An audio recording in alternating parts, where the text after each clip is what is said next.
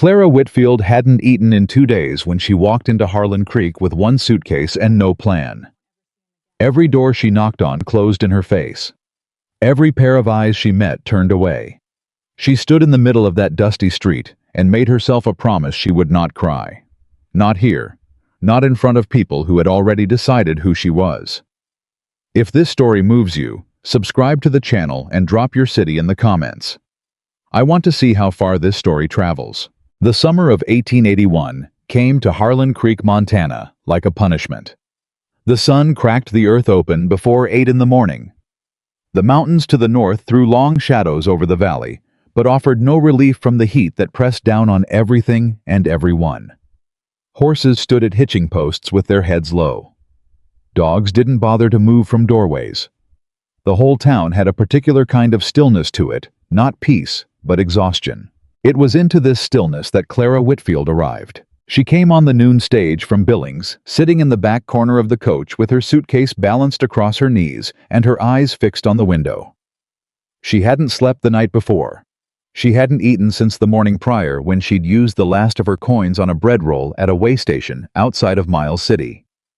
Her stomach had long since stopped protesting. It had given up, same as she had given up on a great many things before she made herself stop giving up. The stage rolled to a stop in front of Morrison's General Store. The driver called out the name of the town, and Clara was the only passenger who stepped down. She stood on the boardwalk and looked at Harlan Creek for the first time. It was a small town. One main street. A handful of buildings on either side.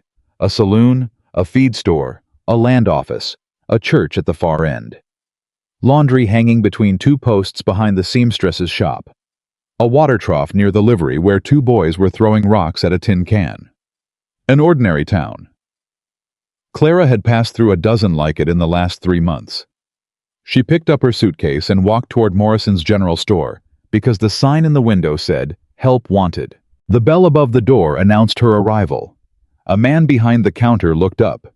He was heavy-set with a dark apron tied around his middle and the kind of face that had long ago settled into permanent suspicion. His name, as Clara would later learn, was Gerald Morrison. "Help you," he said. "I saw your sign," Clara said. "I'm looking for work. I can cook, clean, keep stock records, and I'm not afraid of hard hours." Gerald Morrison looked at her the way a man looks at something he's already decided he doesn't want. "Where you coming from?" he said. "Missouri originally.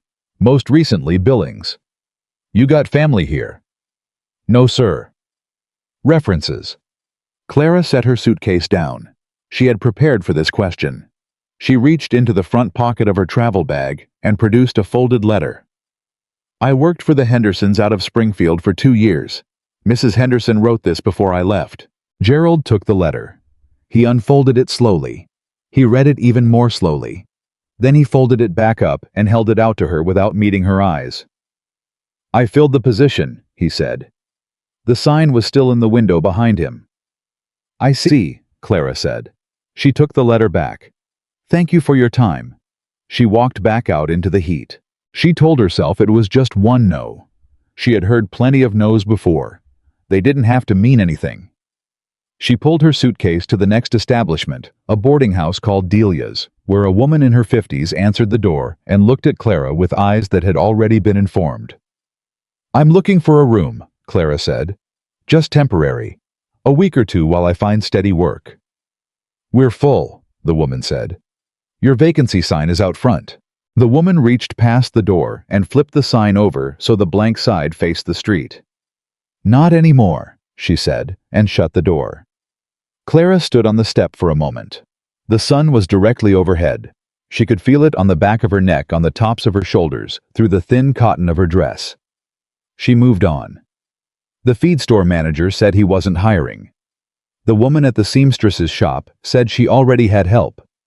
The church secretary said the reverend wasn't in. At the land office, the clerk didn't even let her finish her sentence before he said, "Can't help you." By the time Clara had worked her way down one side of the street and back up the other, she had collected 7 refusals and spent every remaining cent of her dignity. She walked to the water trough near the livery, set her suitcase down against the post, and stood in the strip of shade cast by the stable wall. She cupped water from the trough and pressed her wet hands to the back of her neck. She was not going to cry. She had made herself that promise on the stage into town, and she meant to keep it. She heard them before she saw them. Two women from the seamstress's shop standing just outside the doorway across the street, making no particular effort to lower their voices. "That's her," one said. "You sure?" "Martha said she came in on the noon stage, said she matches the description exactly." "What did she do?" "I don't know the whole of it, but you know where there's smoke. And she's got the nerve to come here." "Some people have no shame." Clara kept her hands pressed to her neck and her eyes on the mountains to the north. She breathed slowly. She listened to the women talk about her without knowing a single true thing about her, and she kept her face as still as she could manage. She had not done anything wrong. That was a fact she held on to, the way a drowning person holds onto a rope, not because it would fix anything, but because letting go of it would mean sinking completely. She had not done anything wrong. She had simply loved the wrong person, trusted the wrong family, stayed in the wrong town, 6 months longer than she should have. And the story that followed her across 3 states was not her story. It was the story that other people had decided to tell about her, because her real story was too complicated for them to bother understanding. None of that changed the fact that she had nowhere to sleep tonight. She was still working through that problem when she heard boots on the dry ground behind her. She turned. The man who stood 10 feet away was taller than most men she'd encountered, with shoulders that filled out his duster jacket, even in the summer heat. Dark hair, rough cut, pushed back under a wide-brimmed hat. A short beard. Eyes that were pale gray, almost silver, and deeply, thoroughly unreadable. I wasn't looking at her the way the women across the street had been looking at her. He wasn't looking at her with curiosity, or judgment, or the particular satisfaction that people got from someone else's misfortune. He was looking at her the way a man looks at a problem he is deciding whether to involve himself in. Clara straightened her back. "Can I help you?" "Probably not," he said. "But I might be able to help you." His voice was low, flat. The kind of voice that didn't spend much time being used. "I don't take charity," Clara said. "I'm not offering any." He turned his hat in his hands once. "I need a cook. My ranch is a 2-hour ride up the mountain. Hard country, no near neighbors, hard work. I pay fair wages, give room and board. Job's been empty 3 months because nobody will take it." Clara looked at him steadily. "Why not?" "Because it's a hard ride up and harder living, and because people in this town seem to think I'm disagreeable company." He didn't say it with any particular bitterness. He said it the way a man states a fact he stopped being bothered by some time ago. "I figure that makes 2 of us that this town doesn't want. So." He put his hat back on. "If you can work, you have a place." The 2 women across the street had stopped pretending not to watch. A man outside the feed store had turned around. Gerald Morrison had stepped out from his shop and was standing on the boardwalk with his arms folded. Clara looked at the man in front of her. She didn't know his name. She didn't know the first thing about him or his ranch or what the work would actually look like. She had no reason to trust him. She also had nowhere to sleep tonight. "What's your name?" she said. "Ethan Blackwood." "Clara Whitfield." She picked up her suitcase. "I can cook. I can work hard. And I'm not easily frightened." "Good," Ethan said. "Because the mountain doesn't care one way or the other." He turned and walked toward the livery without looking back to see if she was following. Clara followed. She heard one of the women across the street say clear as anything in the dry summer air, "Well, that's a mistake." Clara kept walking. Ethan Blackwood had not planned on being in Harlan Creek that day. He had come down the mountain for supplies, flour salt, pork lamp oil, a replacement hinge for the barn door that had been giving him trouble since April. Simple errands. He had intended to be in and out inside of an hour, which was always his goal in Harlan Creek, because Harlan Creek was the kind of place that required a man to navigate carefully if he didn't want to end up in a conversation he hadn't agreed to have. He'd been standing outside Morrison's store waiting for his order when he first saw her come off the stage. He hadn't thought much of it. A woman arriving alone, which wasn't common in these parts, but wasn't unheard of either. He'd gone back to watching the street. Then he'd seen her go into Morrison's. And he'd seen the way Morrison watched her leave. And he'd watched her move down the street, suitcase in hand, and make her way from door to door with a particular kind of quiet determination that told him she was working through a list. And he'd watched each door close. He knew what it looked like when a town had already made up its mind. He knew it personally. 3 years ago, after Eleanor died, Harlan Creek had done their version of the same thing to him. Not the same, they hadn't shut their doors. They'd done something he found almost worse. They'd talked. They'd whispered in corners and stopped talking when he walked in and looked at him with that particular combination of pity and discomfort that people direct toward grief they don't know what to do with. And when he'd stopped coming to town, except when absolutely necessary, and when the necessary visits had gotten shorter and colder. Over time, they'd changed the story from grief to something more convenient for them. They'd decided he was strange, disagreeable, not quite right. He'd let them think it. It was easier than explaining. The point was that he recognized something in the set of that woman's shoulders as she walked back up the street after her last refusal. Not defeat, not self-pity, something tighter than that. Something that was working very hard not to become either of those things. He told himself to get his supplies and leave. He'd loaded his horse, and he was almost out of town when he stopped. I was not a man who did things for sentimental reasons.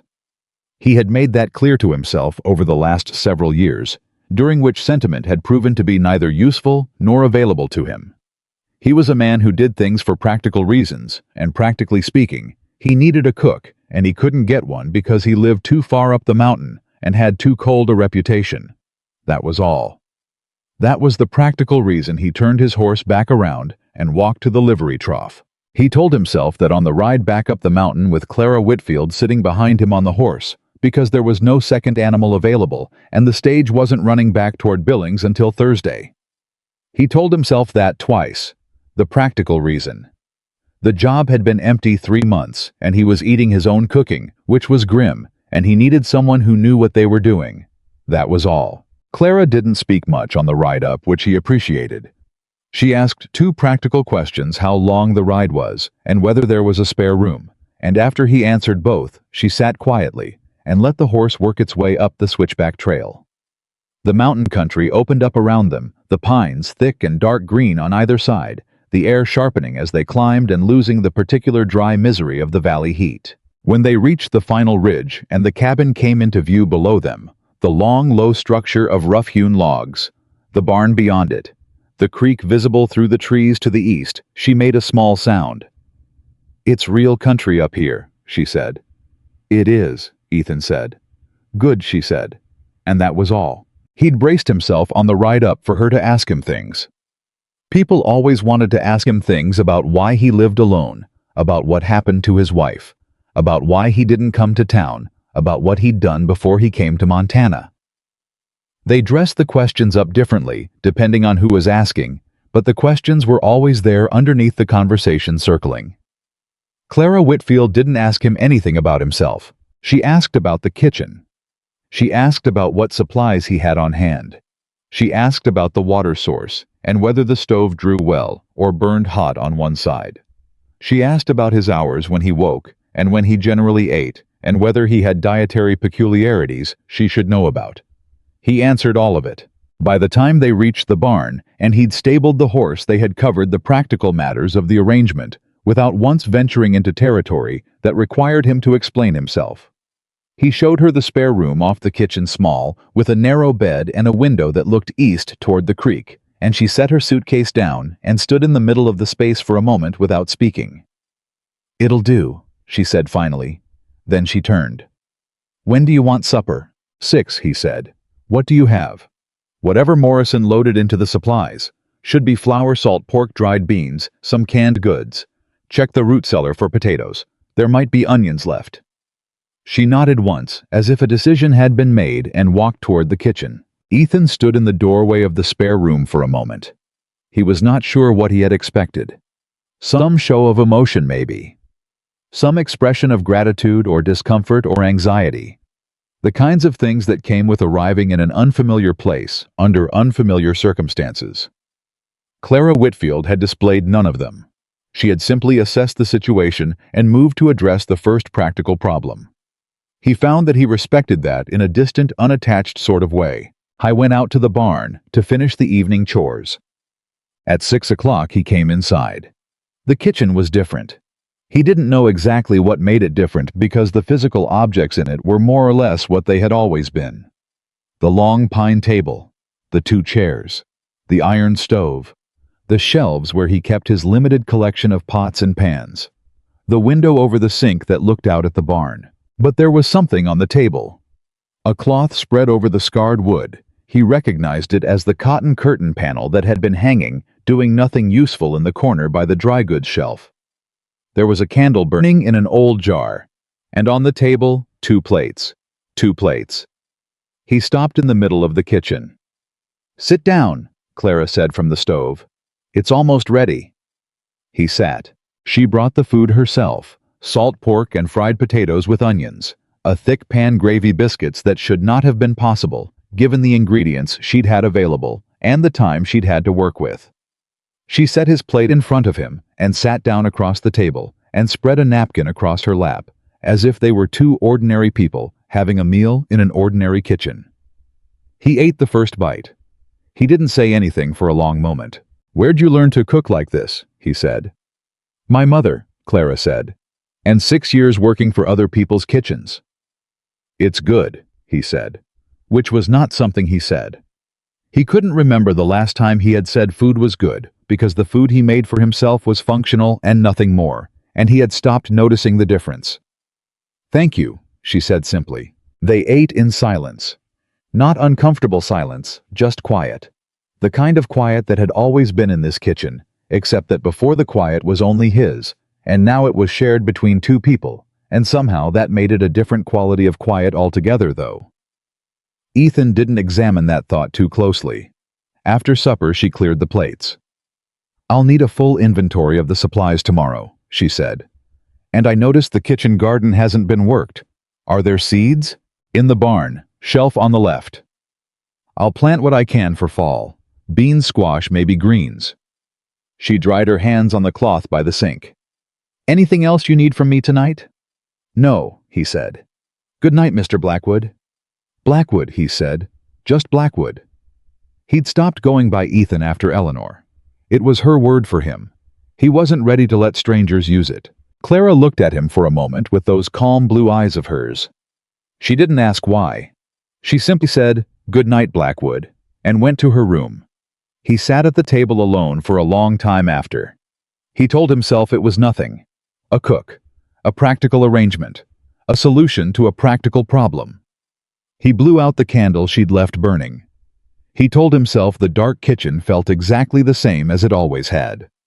3 days passed. On the first morning, Ethan came out to the kitchen at his usual hour and found coffee already on the stove, and Clara in the kitchen garden, with her sleeves rolled to the elbows, working the hard soil with a hand spade she'd found in the barn. She'd been up before him. That surprised him. Most people who came up the mountain, the rare ones who ever had, couldn't manage the altitude adjustment in the first few days. They slept heavy and moved slow. Clara moved like someone who had been managing adjustments her whole life. On the second day, he came in from the north pasture at midday and found that she had not only made lunch, but had reorganized the dry goods shelf in the kitchen in a way that made the contents visible at a glance, rather than requiring him to pull things down and shift them around. He stood and looked at the shelf for a moment. "If you want it put back the other way, I can do that," she said from behind him. "No," he said. "This is better."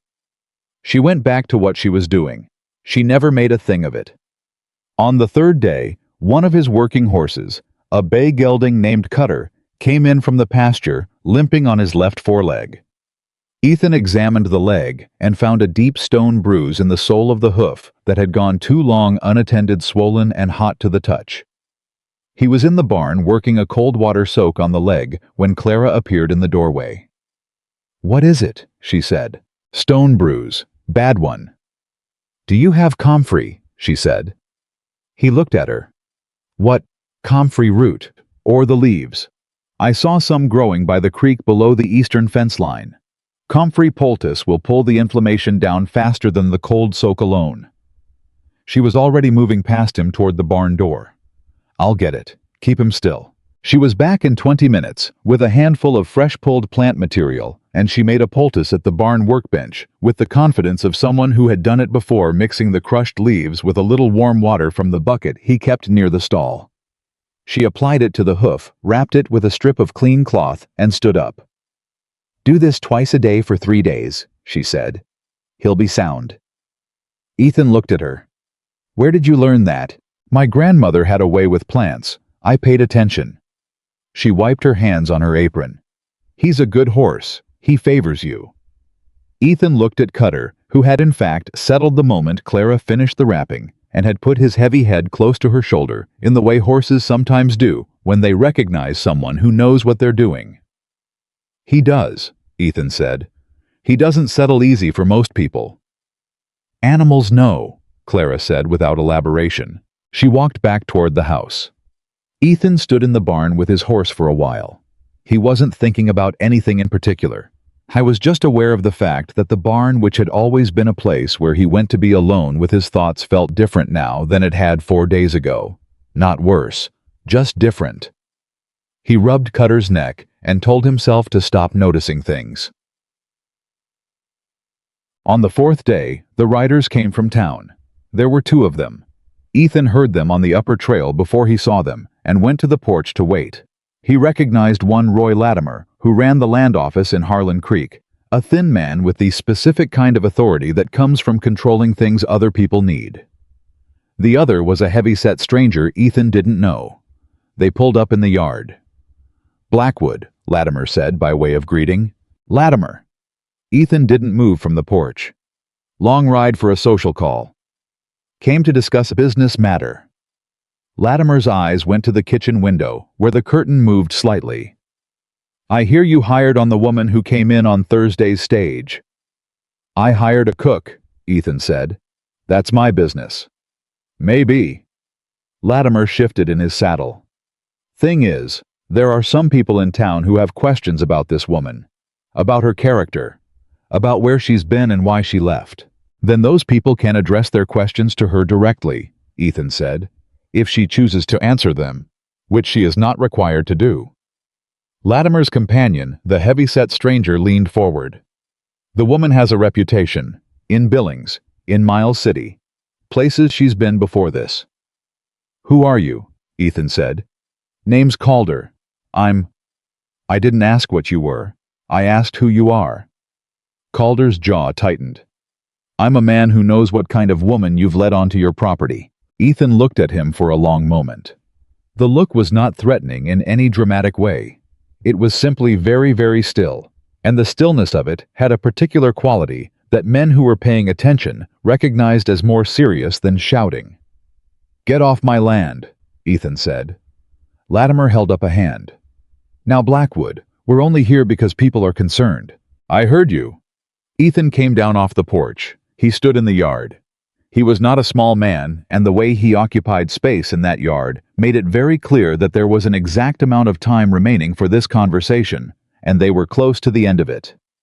You rode 2 hours up a mountain to tell me things about a woman I hired 3 days ago. You don't know her. I don't know her. What I do know is that this town decided something about her before she'd been inside the limits for 10 minutes, and I don't accept that kind of judgment as fact. Now. He looked at Latimer directly. You said you came about a business matter. What's the business matter? Latimer blinked. He had expected a different conversation. It can wait. Good. Then you can go. They went.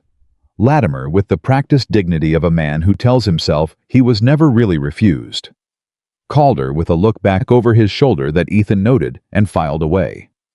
He stood in the yard until they were gone from sight on the upper trail. He turned to find Clara standing in the doorway of the house. She had a dish towel in her hands, and she was holding it the way people hold things when they need something to do with their hands. Her face was controlled and still, but her eyes were not. You heard, he said. Yes. Don't worry about it. Blackwood. Whatever they said, he said, cutting it short. I don't deal in rumors. I deal in what I can see. What I can see is that you work hard, you showed up when nobody else would, and you know how to treat a horse." He turned and walked toward the barn. "Supper at 6. He heard her behind him very quietly say, "Thank you." He didn't turn around. He told himself it was nothing. But that night alone at the table after supper, when Clara had gone to her room and the kitchen had gone quiet around him, Ethan found himself doing something he had not done in a very long time.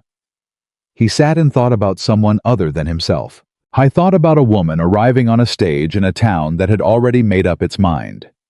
He thought about what it cost a person to walk door to door after the first no, after the second, after the third. He thought about the particular quality of self-possession she'd shown at that water trough. Not acting like nothing was wrong, but absolutely refusing to let the wrong thing she couldn't change become the thing that finished her. He knew that quality. He had cultivated it himself in the worst months after Eleanor, when the grief was so large that getting through a single day felt like an accomplishment. You chose a task. You completed the task. You chose the next one. You kept your face still and your back straight, and you didn't let people see the interior because the interior was not their business. He had built a whole life out of that strategy. Looking at it from the outside in someone else, he could see both how necessary it was and how lonely. He went to bed. He lay in the dark and listened to the creek. He told himself tomorrow would be the same as today. Work meals, practical arrangements. A cook and an employer. Nothing more. He was at that point not quite believing it. But he told himself anyway. The morning of the 5th day began the same as the 4 before it. Ethan was out at first light checking the fence line on the east pasture, and when he came back in at 7:30, the coffee was on the stove, and Clara was at the kitchen table with a piece of paper and a pencil, writing something in a careful hand. She covered it when he came in, not quickly, not like someone hiding something, just the natural movement of a person who considers their private thoughts to be their own. He poured his coffee and didn't ask. They had settled into a routine with a speed that surprised him, though he wouldn't have said that aloud. He ate.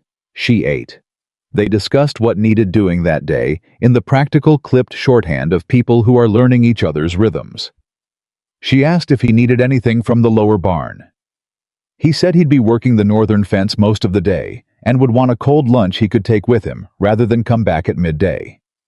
She said she'd have it ready by 8. He took the wrapped lunch and went back out. It was on the trail back from the north fence, just past 11 in the morning, that he found the boy. He almost missed him. The boy was sitting on the ground in the narrow gully below the old logging trail, half hidden by the tall grass, and he wasn't moving. Ethan pulled Cutter up and looked down into the gully, and then he was off the horse and down the slope without thinking about it, because the boy's face was the color of bad weather, and he wasn't sitting so much as he had stopped being able to do anything else. He was maybe 12 years old, thin, working clothes, one boot missing. "Hey!" Ethan crouched in front of him. "Look at me." The boy opened his eyes. They were glassy with fever. "What's your name?" "Thomas," the boy said. The word cost him something. "Where are you from, Thomas?" "Kerrigan's place." He lifted one hand vaguely in the direction of the lower valley. "I was trying to get to town. My pa's sick. I was going for the doctor." He swallowed with difficulty. "I fell." "When?" "Last night." He'd been in that gully all night. In the mountain cold that descended even in summer once the sun went down with no boot on one foot and a fever already in him before he started walking.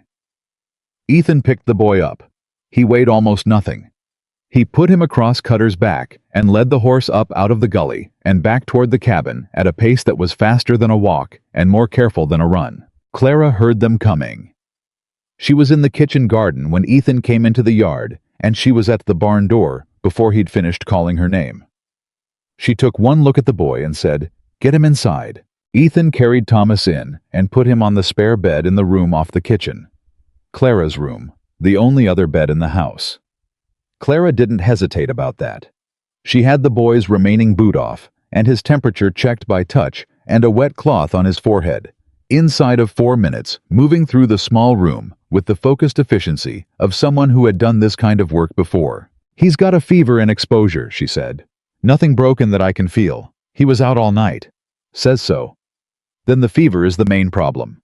She stood. "I need willow bark. Do you have it?" "In the barn. Top shelf on the right, blue tin." She went. She came back with the tin and started working at the stove, and Ethan stood in the doorway of the room, watching Thomas, who had slipped into an uneasy half-sleep the moment he was horizontal. "His father's sick," Ethan said. "Down at Kerrigan's place. That's 2 hours south." "Go," Clara said without turning from the stove. "I'll look after him. He needs a doctor. If the fever doesn't break in 4 hours, we'll get one. Go check on his father." Ethan looked at her back for a moment. Then he went. It was 4 hours of hard riding down the mountain and across the lower valley, and what he found at the Kerrigan homestead was a man 3 days into a serious lung fever alone in a dark cabin with no one to tend him because his only son had gone for help and hadn't come back.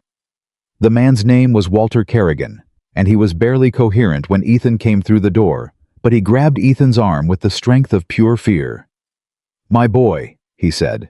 "Thomas, did you?" "He's at my place," Ethan said. "He's safe. He's being looked after."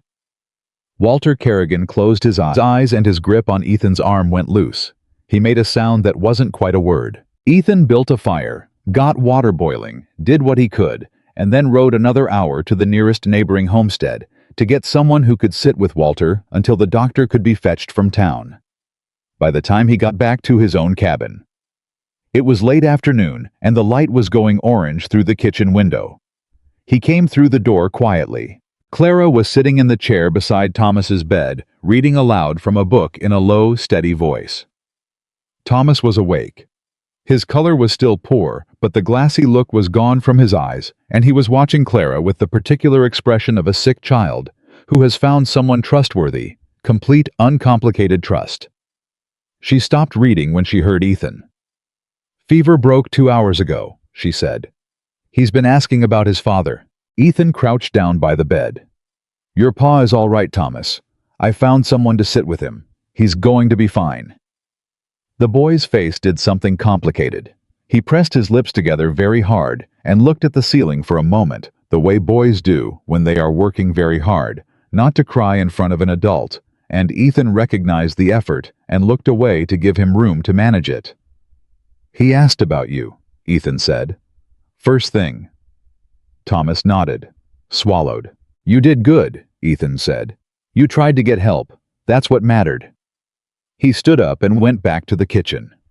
He heard Clara resume reading, her voice even and unhurried, and after a moment Thomas said something too quiet to hear, and Clara laughed softly at whatever it was. Ethan stood at the kitchen window. He had not heard laughter in this house in 3 years. He stood very still and let himself notice that just for a moment before he went about the business of putting it aside. Thomas stayed 3 days until his father was well enough to come up the mountain himself in a borrowed wagon. When Walter Kerrigan knocked on the cabin door and his son came out and ran to him across the yard, Ethan watched from the barn. He watched the man drop down from the wagon seat and catch the boy and hold on. And he felt something move in his chest that he didn't have easy words for. Walter came over to the barn afterward. He was a big man, broad and weather-worn with honest eyes. "I don't know how to thank you," he said. "Thank her," Ethan said. "She did the real work." Walter looked toward the house where Clara was visible through the kitchen window. "She's a good woman," he said. "She is," Ethan said, which was the first time he had said it aloud in those words. He heard himself say it, and it sat there in the air between them, plain and true. Walter shook his hand and loaded Thomas into the wagon and drove back down the mountain, and Ethan stood in the yard long after the sound of the wheels faded. He went inside. Clara was at the stove. She had Thomas's sheets already stripped and soaking in the basin. "You didn't have to give him your room," Ethan said. "He needed it more than I did," she said. "I slept fine on the kitchen floor." Ethan stopped. "You slept on the kitchen floor for 3 nights. The nights weren't cold. I've slept on worse." She said it without complaint, without any bid for sympathy. She said it the way she said most things, as a simple fact about the world that did not require anyone to feel badly about it. He pulled out a chair at the kitchen table and sat down heavily. "That's not right," he said. "I'll build a cot for the sitting room." "You don't have to do that." "I know I don't have to," he said. "I'm doing it anyway." She looked at him over her shoulder. Something shifted in her expression, not dramatically, not in a way that would be easy to describe. Just a small adjustment, like a door that opens an inch. "All right," she said. "Thank you." He built the cot the next evening from spare lumber in the barn. He was not a furniture maker, but he knew wood, and he knew how to put a thing together that would hold, and the cot held. He put it in the sitting room with a folded blanket on it and didn't make a production of it. Clara moved her bedding without comment. But that night at supper she made a pie. I didn't know where she'd found the ingredients. Dried apples from the cellar he suspected, and she'd improvised something with the crust. That, she explained briefly, involved a method her grandmother had taught her. He didn't follow the explanation entirely. He was distracted by the fact that she had made a pie which was not a practical necessity, which was something extra, which was, he was fairly certain, the equivalent of thank you in the language she actually spoke. He ate 2 slices and said it was good, and she said thank you. And they talked for 20 minutes about the eastern fence line, which needed shoring up before fall, and about whether the creek was likely to run high or low through the dry stretch coming. It was the longest conversation they had yet had at the supper table. He went to bed that night in a quieter frame of mind than he could account for. The second week, Ruth Calloway came up the mountain. Ruth Calloway was 50 years old, square-shouldered, and ran the small mercantile east of town that was technically her late husband's establishment, and practically hers in every way that mattered. She was not a gossip. In the vicious sense, she was something more calculating than that. She was a woman who collected information and deployed it strategically, and she had come up the mountain, she said, to bring Ethan his forgotten order of lamp oil that Morrison hadn't included in his last delivery. The lamp oil was real. The reason for delivering it personally was not. Ethan saw her coming from the north pasture, and by the time he got to the yard, she was already at the front door talking to Clara, who had answered the knock. He came into the yard in time to hear Ruth say, in a voice that was doing its best impression of friendly concern, "I just want you to understand that people in town are wondering. A woman living alone with a man who isn't her husband. Now, I'm not judging, mind you, but for your sake, dear, you might consider how it looks." Clara said, "That's very considerate of you, Mrs. Calloway." Her voice was perfectly pleasant. Not flat, not cold, just pleasant in the way that something can be pleasant without being warm. "People talk," Ruth continued, "and this isn't a place where a woman can afford to have talk follow her." "I appreciate the warning," Clara said. "I'll be sure to take it seriously. Can I offer you coffee before your ride back?" Ruth blinked. She had been expecting either tears or defiance, both of which would have given her something to work with. Plain courtesy with no edges for her to catch hold of was not what she'd prepared for. "I know. No, thank you. I have to be getting back." "Of course," Clara said. "Thank you for the lamp oil. I'll make sure Mr. Blackwood knows it came from you." She said it with such complete goodwill that it took Ruth Calloway 3 steps away from the door before she realized that she had been handled, and by then it was too late to do anything about it without making herself look small. Ethan held his position in the yard until Ruth had mounted up and started back down the trail. Then he walked to the house. Clara was at the stove. She didn't turn around. "You heard," she said. "Most of it." "She's not entirely wrong," Clara said quietly, "about how it looks." Ethan leaned against the door frame. "Does it bother you?" A pause. "What people think of me has never stopped being something I have to work at, not letting bother me." She moved the pot on the stove. "It's not the same as being bothered by the truth." "What's the truth?" he said. She turned around then.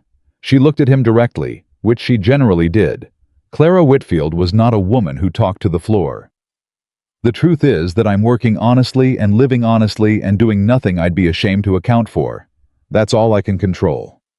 A beat. "The rest of it I have to leave to other people's judgment, which I have no faith in and no power over." He looked at her for a moment.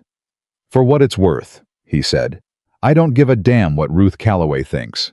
The corner of her mouth moved. Not quite a smile. Something in the neighborhood of 1. "I noticed that about you," she said. He pushed off from the doorframe and went back to the barn. He was smiling before he got 20 feet from the house, and he caught himself doing it and made himself stop because it was a reflex he'd lost the habit of, and he didn't entirely trust it. But it had happened. On a Sunday in the 3rd week, Clara asked him about the photograph on the shelf. He'd known it was coming. Not because she was prying, she wasn't, but because the photograph was there in the sitting room on the shelf above the fireplace, and she was a person who paid attention, and at some point, the attention would land there. It was a wedding photograph. Himself at 28, younger and less weather-worn, standing with his hand at the waist of a woman in a white dress. Eleanor.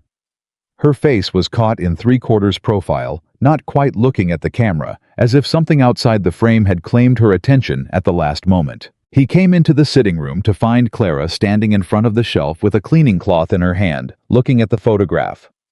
She had been dusting the shelf. She heard him come in and turned, and she held up the cloth as explanation. "I can put it somewhere else if you'd rather," she said. "No," he said. "Leave it where it is." She nodded. She began to move on to the next shelf. "Her name was Eleanor," he said. Clara stopped. "She died 3 years ago," he said. "Fever. It was fast." He stood in the middle of the room. He was not looking at the photograph. He was looking at the window. "We'd been married 6 years. "I'm sorry," Clara said. "I didn't know what to do with the house," he said. "Afterward. So I stayed in it. Seemed like the only thing to do that made sense." Clara was quiet for a moment. Then she said, "The kitchen garden. Was it hers?" He hadn't expected that question. "Yes. She started it the 2nd summer we were here. Never got it to work the way she wanted. The soil's difficult up here." Clara looked at him steadily. "I'll do right by it," she said. "If that's all right." He didn't answer immediately. He looked at the photograph for a moment, at Eleanor's face turned toward something outside the frame, always looking at something he couldn't follow her to. "It's all right," he said. He left the room. He stood on the porch for a while and breathed the mountain air and told himself that talking about Eleanor did not feel like a door opening. He told himself it was simply information shared between 2 people who worked in close quarters and were adult enough to navigate the natural questions of daily proximity. He told himself that for about 10 minutes before he stopped pretending he believed it. The trouble came on the 4th week, and it came the way most real trouble comes. Not with any announcement, not with anything that looked like a threat, until it was standing directly in front of you. A man named Doyle Calder rode up the mountain on a Wednesday morning. Ethan recognized him as the heavy-set stranger who had come with Latimer on that first visit, the one who had said he knew what kind of woman Ethan had let onto his property. Ethan was in the barn and saw him coming up the trail from the high ridge. He put down what he was doing and walked out to the yard and waited. Calder pulled up. He looked at Ethan. He looked at the cabin. "She inside," he said. "What do you want, Calder?" "A conversation." He stepped down from his horse. "With the woman, not with you." "Whatever you have to say, you say to me first," Ethan said. Calder sized him up. He was not a small man himself, but he had the look of someone who had learned caution the hard way. "I'm not here to cause trouble." "You have a funny way of arriving then." Calder pulled off his hat. It was apparently meant as a concession. "I knew Clara Whitfield in Billings," he said. 2 years ago. I knew her from when she was working at the Harrington house doing their cooking and minding their books." "All right," Ethan said. "I know what happened there. I know why she left." Calder turned his hat in his hands, a nervous gesture, not a composed one. "And I know that the story going around about her is not the whole story, not even close." He paused. "The Harrington son, James Harrington. She wouldn't, he said she'd—" He stopped, started again. "She turned him down." He was not accustomed to being turned down, so he told a story. Ethan was very still. "She turned him down," Calder repeated, and he told a story about her to everyone he knew, which in Billings was considerable, and she lost her position and her room and her reputation inside of 1 week, and the story traveled faster than she could. He looked at Ethan directly. I knew the truth then, and I said nothing because James Harrington's family had business connections with my employer. That was a cowardly thing, and I've been poorly at ease with it for 2 years. He put his hat back on. I came up here to say it to someone, and to tell you that whatever you heard in town about her, it's built on a lie. That's what I know. Ethan looked at him for a long, flat moment. Why are you telling me? He said. Calder looked at the cabin again. Because she deserved someone saying the truth somewhere. And because from where I'm standing, you might be the right person to hear it. He took up his horse's reins. I won't come back. I'm not looking for anything. I just needed to say it. He mounted up and rode back down the trail.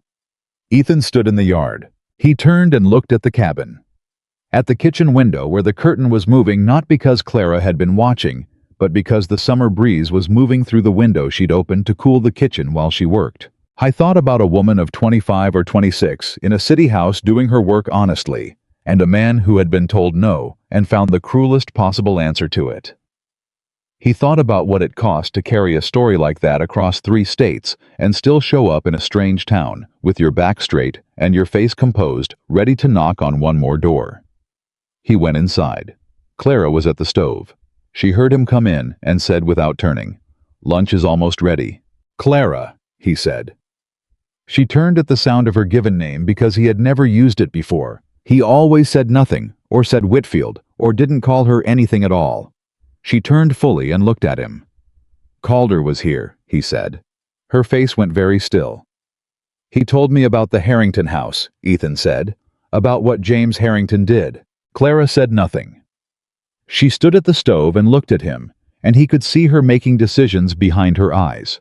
What to show and what not to show, where the line was, how much of herself she was willing to let out into the open with someone who might use it against her. "I'm not asking you to explain anything," Ethan said, "or to confirm anything.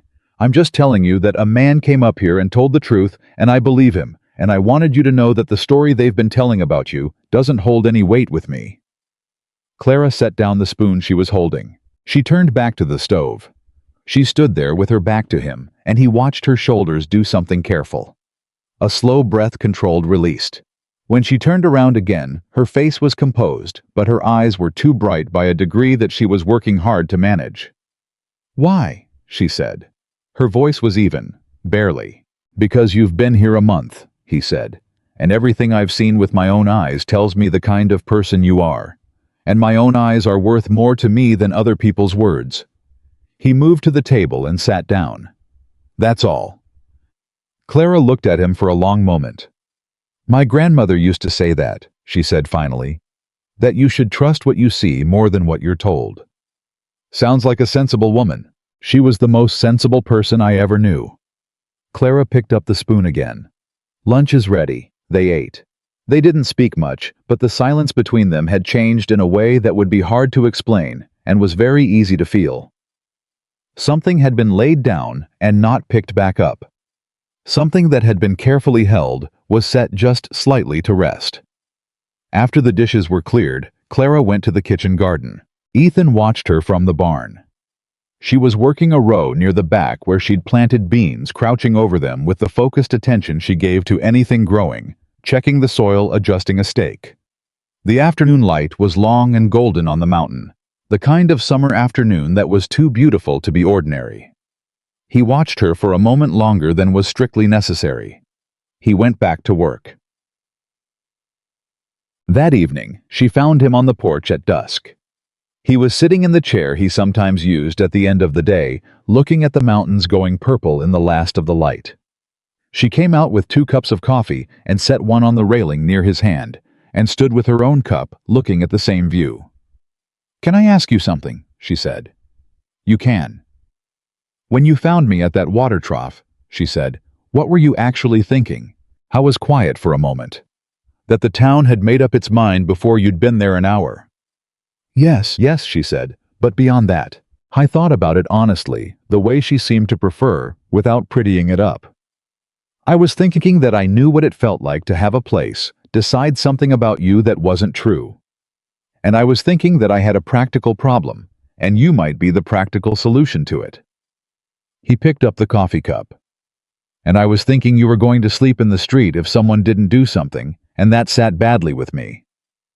You didn't know me. No. You still did it. I did, he said. She was quiet for a moment. Why does a person do that for a stranger? He thought about it. Because some things are just wrong, he said. Doesn't have to be complicated. Clara turned the coffee cup in her hands. She looked at the mountains. I've been carrying that story for 2 years, she said. I've been in 4 towns in 2 years trying to get ahead of it. And it always gets there first. She paused. I was starting to think maybe I'd never find a place where it hadn't already arrived before me. Has it gotten harder? He said. It never gets easier, she said. But you learn to walk through it. He nodded. He understood that. He had his own version of walking through things. This place is quiet, she said after a while. I mean that as a good thing. I'd forgotten what quiet felt like. It's one of the things I came up here for, he said. After Eleanor. I needed somewhere the world wasn't right at my elbow. She nodded like she understood that too. Ethan, she said. And he looked up because she'd used his given name, the one he'd told himself he didn't want strangers using, and it did not feel the way he'd thought it would. It felt coming from her like something he hadn't expected, natural and quiet, and not at all like a door being forced. Thank you, she said, for what you said today, and for all of it, since the beginning. He looked at her for a moment. The last light was leaving the mountains. You've earned your place here, he said. Don't thank me for that. She looked at him steadily. Then she nodded once and went inside. He sat on the porch alone in the coming dark, and the mountains settled into their nighttime shapes around him, and the creek moved through the trees below, and the cabin behind him had a light burning in the kitchen window, warm and yellow in the dusk. He thought about what it meant that he'd called her Clara. I thought about the fact that he'd stopped somewhere in the last 4 weeks telling himself it was nothing. He sat there a long time before he went in. And when he did, she was already in the sitting room on her cot, and the kitchen was clean, and his coffee cup had been rinsed and set on the shelf, and there was a cloth over the bread he hadn't asked her to make, and she'd made anyway for tomorrow's breakfast. He stood in the kitchen in the dark. I thought this is what a house feels like when it isn't empty. He had forgotten. He was remembering now. He didn't sleep well that night. He lay in the dark and listened to the creek and told himself he was being a fool, which was a thing he was capable of recognizing, even when he couldn't make himself stop doing it. The problem was not complicated if he looked at it plainly. I was a man who had been alone for 3 years, and a woman had come into his house and made it feel like a house again, and now his chest did things when she talked to him that he had no particular use for and no safe place to put. That was the whole of it. The problem was that the whole of it was considerable. He got up before dawn and went to the barn and worked until the light came. And when he came in at 7, Clara had coffee on and bread sliced, and she said good morning without looking up from the stove, and he said good morning back and sat down at the table and told himself today would be the same as yesterday. It was not the same as yesterday. He noticed it in small ways throughout the morning.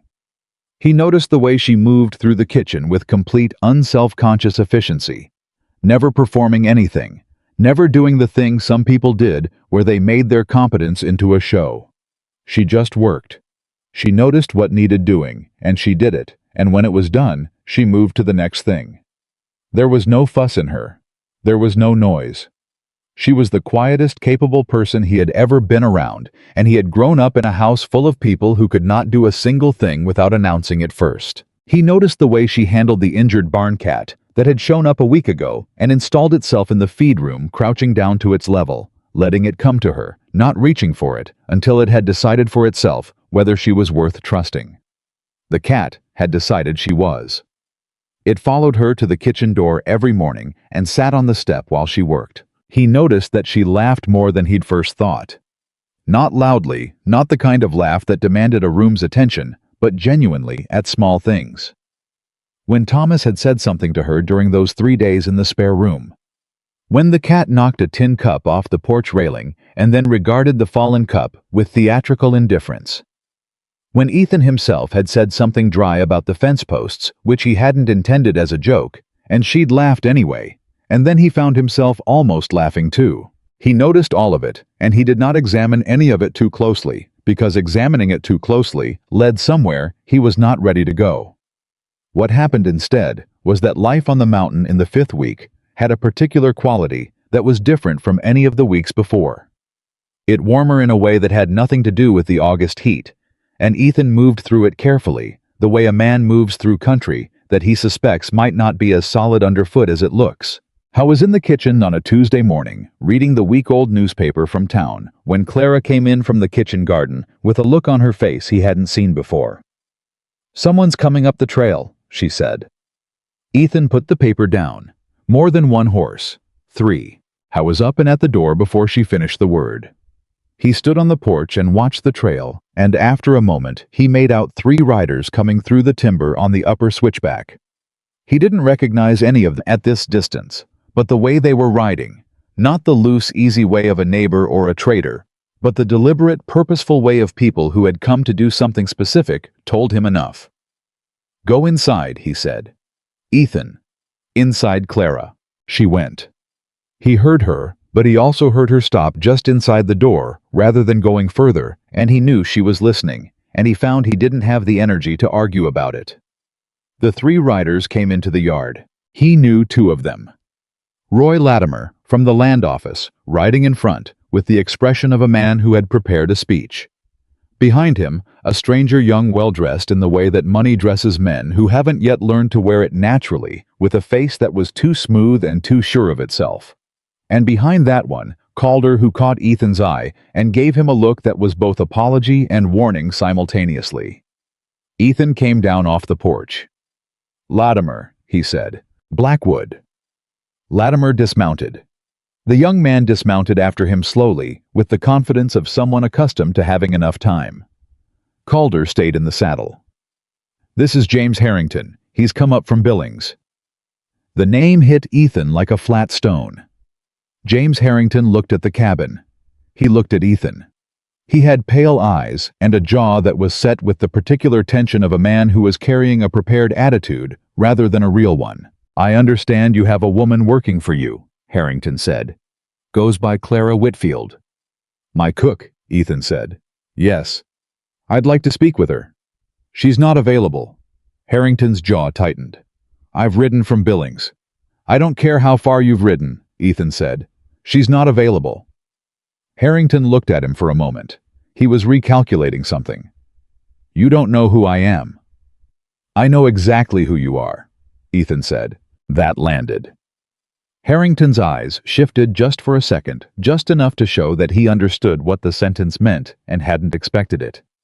He recovered quickly. "Then you know that I have a legitimate grievance with that woman." "I know what you told people about her," Ethan said. "Which is not the same thing as a legitimate grievance, not even close." Harrington's face went through several things in quick succession. Surprise. Calculation. And then, underneath both of those brief and quickly covered something that looked very much like guilt. "Blackwood, you don't know the full story." "I know enough of it." "She was employed in my family's house. There was a situation." "She told you no," Ethan said. "And you turned that into a story that followed her across 3 states and cost her everything she'd built." "That's what I know. That's the full story." The yard was very quiet. Latimer had gone still. He was looking at Harrington with an expression that was recalibrating something. Some assumption he'd made about what he was involved in. Some understanding of who exactly had brought him up this mountain and why. Harrington took a step forward. "You're being misled by a woman who—" "Stop there," Ethan said. He didn't raise his voice. He didn't move. The flatness with which he said those 2 words was the kind of thing that worked better than volume. Harrington stopped. "I said stop," Ethan said. "And I meant it. You will not stand in my yard and speak about that woman the way you've been speaking about her everywhere else. You don't have that ground to stand on. Not here." He took 1 step closer. "Now, you say you've ridden from Billings. You can ride back. And when you get there, I'd think very carefully about whether the story you've been telling is one you can afford to keep telling." Harrington's composure cracked along a seam that Ethan suspected had always been there. "You can't threaten me." "I'm not threatening you," Ethan said. I'm giving you information. There's a difference. He held Harrington's gaze. A man in your position, with your family name, telling a lie about a woman who worked honestly for your family, that's a story too. It just hasn't been told yet. He paused. I'm suggesting you think about whether you want it told. Harrington stared at him. He was not accustomed to being spoken to this way. That much was visible. He was used to the weight of his name doing the work for him, and right now, the name wasn't working, and he didn't have much else. He turned to his horse. He mounted without speaking. He looked down at Ethan once more, that particular look of a man who has lost a confrontation and needs somewhere to put it, and then he turned the horse and rode back toward the upper trail. Latimer stood in the yard, hat in hand. I didn't know, he said slowly. When he came to me in town, I didn't know what he was. You knew something wasn't right, Ethan said, the first time you came up here. Latimer was quiet. Yes, he said after a moment. I suppose I did. He put his hat on. I apologize, Blackwood, for my part in it. He mounted up and rode after Harrington. Calder lingered. He was still in the saddle, and he looked at Ethan with an expression that was worn around the edges, like a man who has been carrying something for too long. She heard all that, Calder said, tilting his head toward the house. Most of it, Ethan said. Calder nodded. He reached into his coat and produced a folded paper. I wrote it down, he said. What I know, signed and dated, in case she ever needs it for what it's worth from me. He held it out. Ethan took it. It's worth something, Ethan said. Calder looked at him with those tired eyes. I should have said something 2 years ago. That's on me. He pulled his horse around. You're a good man, Blackwood. She landed somewhere decent. He rode out. Ethan stood in the yard with the folded paper in his hand. He turned. Clara was in the doorway. She had been there, he was fairly certain, since about the moment Harrington had said his name. Her face was doing the thing it did when she was managing something large, very composed, very still, with something moving just under the surface that she wasn't going to let out. Not here, not now, not yet. He walked to the door and held out the paper. She looked at it. Calder's written statement, Ethan said. Signed, if you ever need it. She took it from him. She looked at it without unfolding it. Then she pressed it flat against her chest and held it there with both hands, and she breathed out very slowly, the long breath of someone who has been holding air in their lungs for so long they'd forgotten what it felt like to release it. You didn't have to do that, she said. Her voice was steady, barely. I know. You could have stayed inside. It wasn't your fight. Clara. He said her name the way he'd started saying it, simply, directly, like it belonged in his mouth. A person does what's right. That's all. She looked up at him. Her eyes were bright in the way they'd been that one other time, the day he told her he believed her, and she was fighting the same battle with herself. He'll make trouble, she said. Men like him don't leave things. Let him try, Ethan said. Ethan, I said let him try. He held her gaze. He's got one story.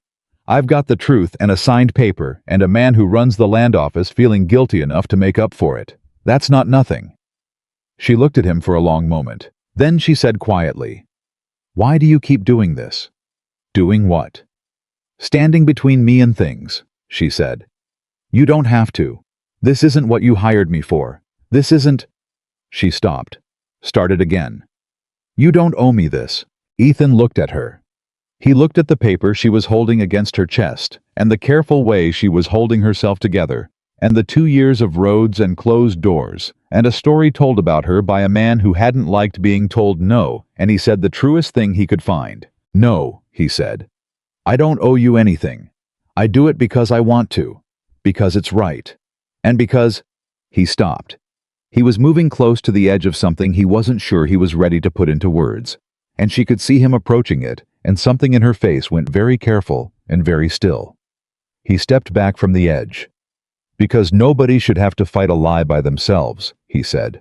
That's all. She held his gaze one moment longer. Then she nodded and turned and went inside. He stood on the porch and breathed. That's all he told himself. He didn't believe it. 3 days later, the town came to them. Not in a hostile way, not the way of Latimer and Harrington. It came in the way of Walter Kerrigan, who rode up the mountain on a Saturday morning with Thomas beside him, and a neighbor couple named the Brannigans, who had a spread 2 miles south of the Kerrigan place. They came with a side of cured pork from Walter's smokehouse and a jar of Ida Brannigan's preserved peaches, and the explanation that they'd heard what happened with the man from Billings, and they wanted Ethan to know that not everyone in the valley was of the same mind as Roy Latimer. Ida Brannigan was a stout, forthright woman of about 40, who shook Clara's hand with both of hers and said, "I hear you're the one who brought that boy through the fever." "He brought himself through," Clara said. "He's got a strong constitution." "She's being modest," Thomas said from behind his father's shoulder, with the particular betrayed tone of a boy who has been argued with on a point he considers settled. Ida Brannigan laughed. She had a laugh that filled a room the way good cooking fills a house. "A woman who won't take credit," she said. "Lord, we need more of those." She turned to Clara with the directness of a woman who has no patience for preamble. "You've got healing knowledge." "Some," Clara said. "I've got a neighbor, Phyllis Dodd, 3 miles east, who's been down with something in her chest since spring, and the doctor from town hasn't done anything useful for her. Would you come?" Clara looked at Ethan, which surprised him. Not because it was unusual, but because the look was genuine, not performative. She was actually asking. She wanted to know if it was all right. "Go," he said. "Take the mare." She went the next morning with Ida, and she was back by afternoon with the look of someone who had spent the day doing something that mattered to her. She had opinions about what Phyllis Dodd needed: a different tea, a different sleeping position, an open window instead of the closed one. Someone had insisted upon, and she laid them out at supper with the quiet authority of someone who had thought the thing through carefully. Ethan listened to all of it. "You've done this before," he said. "The healing work." "I learned it young," she said. "My grandmother, and then a woman in Springfield who had more knowledge than anyone I've met since. I used to help her when I could." A pause. "I like it. The work of it. Figuring out what a person needs." "You're good at it," he said. She looked at him. "You can't know that from one case." "I knew it from Cutter," he said, "and from Thomas, and from the way Phyllis Dodd's neighbor told Walter Kerrigan. You were the only person who'd actually looked at what was wrong instead of just telling her to rest." Clara said nothing for a moment. She looked at her plate. "Thank you," she said. "I'm not saying it to be kind," he said. "I'm saying it because it's true." She looked up.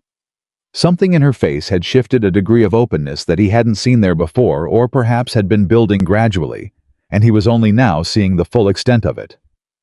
"My grandmother always said I should have been a doctor," she said. That was a funny thing to say to a girl in 1868. "It wasn't wrong," Ethan said. She smiled at that. A real one. Not the corner of the mouth thing that approximated a smile, an actual smile, warm and sudden, that changed her whole face. He looked at his plate.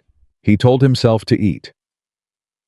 Then came the night that changed everything, and it came without warning. The way the things that change everything always do. It was a Wednesday, mid-August. The summer was starting to feel its own end at the edges, the nights a fraction cooler, the light a shade less absolute. Ethan had been up late working on accounts in the sitting room, and he'd fallen asleep in the chair and woken to the sound of something moving in the yard. He was at the window before he was fully awake. 3 men in the yard, one holding a torch, one with his horse blocking the barn entrance, one near the house. Not rustlers. Rustlers came quiet. These men weren't trying to be quiet. Ethan went to the bedroom and pulled on his boots and took the rifle from the wall. He was across the kitchen in 6 steps and through the back door in 7, coming around the side of the house into the yard, and the man near the house heard him and spun. Ethan recognized him from town. One of Harrington's men. A young man named Fett who ran errands for the Harrington family's business dealings in the area. The man holding the torch he didn't know. The one at the barn was another Harrington associate. "Put the torch down," Ethan said. He didn't shout it. He said it at the volume you use when you mean it absolutely. Fett held up his hands. "Blackwood." "Put it down," Ethan said. to the man with the torch. Now. The man with the torch looked at Fett. Fett nodded barely. The torch went down onto the dirt where it lit nothing but itself. "Get off my property," Ethan said. "All three of you." "Harrington wants the woman to leave the territory," Fett said. "He's prepared to—" "I don't care what he's prepared to do," Ethan said. "I told him in my yard, and I'll tell his man in my yard. She stays. He does not get a second conversation about it. Now go." From behind him, he heard the cabin door. "Ethan." Clara's voice low and steady. She'd heard. She was dressed, which meant she hadn't been asleep, which meant she'd been awake and listening and waiting. And there was something about that, about the knowledge that she'd been lying in the dark listening for this, that made something hard and cold settle in the center of his chest. "Go back inside," he said. "No."